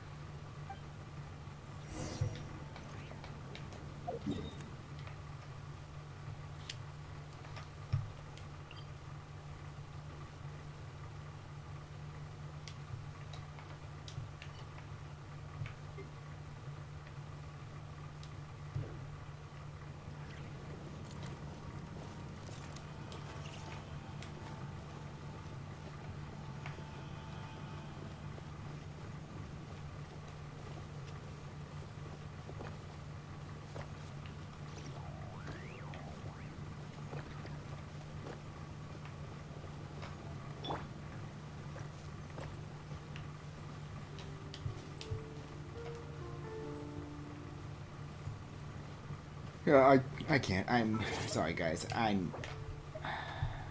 That's it for now. Now, I'll explore the moon on Friday. Let's see. Is there anyone that's worth raiding, or am I just? I probably might not.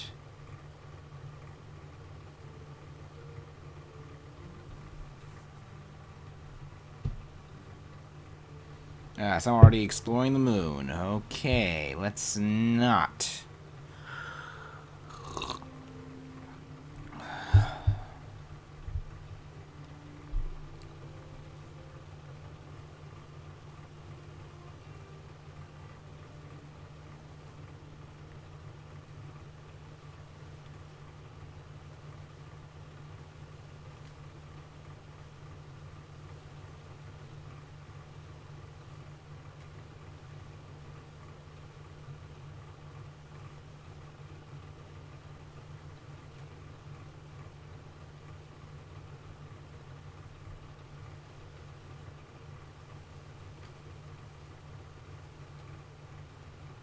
I'm just gonna go to bed. Sorry, guys.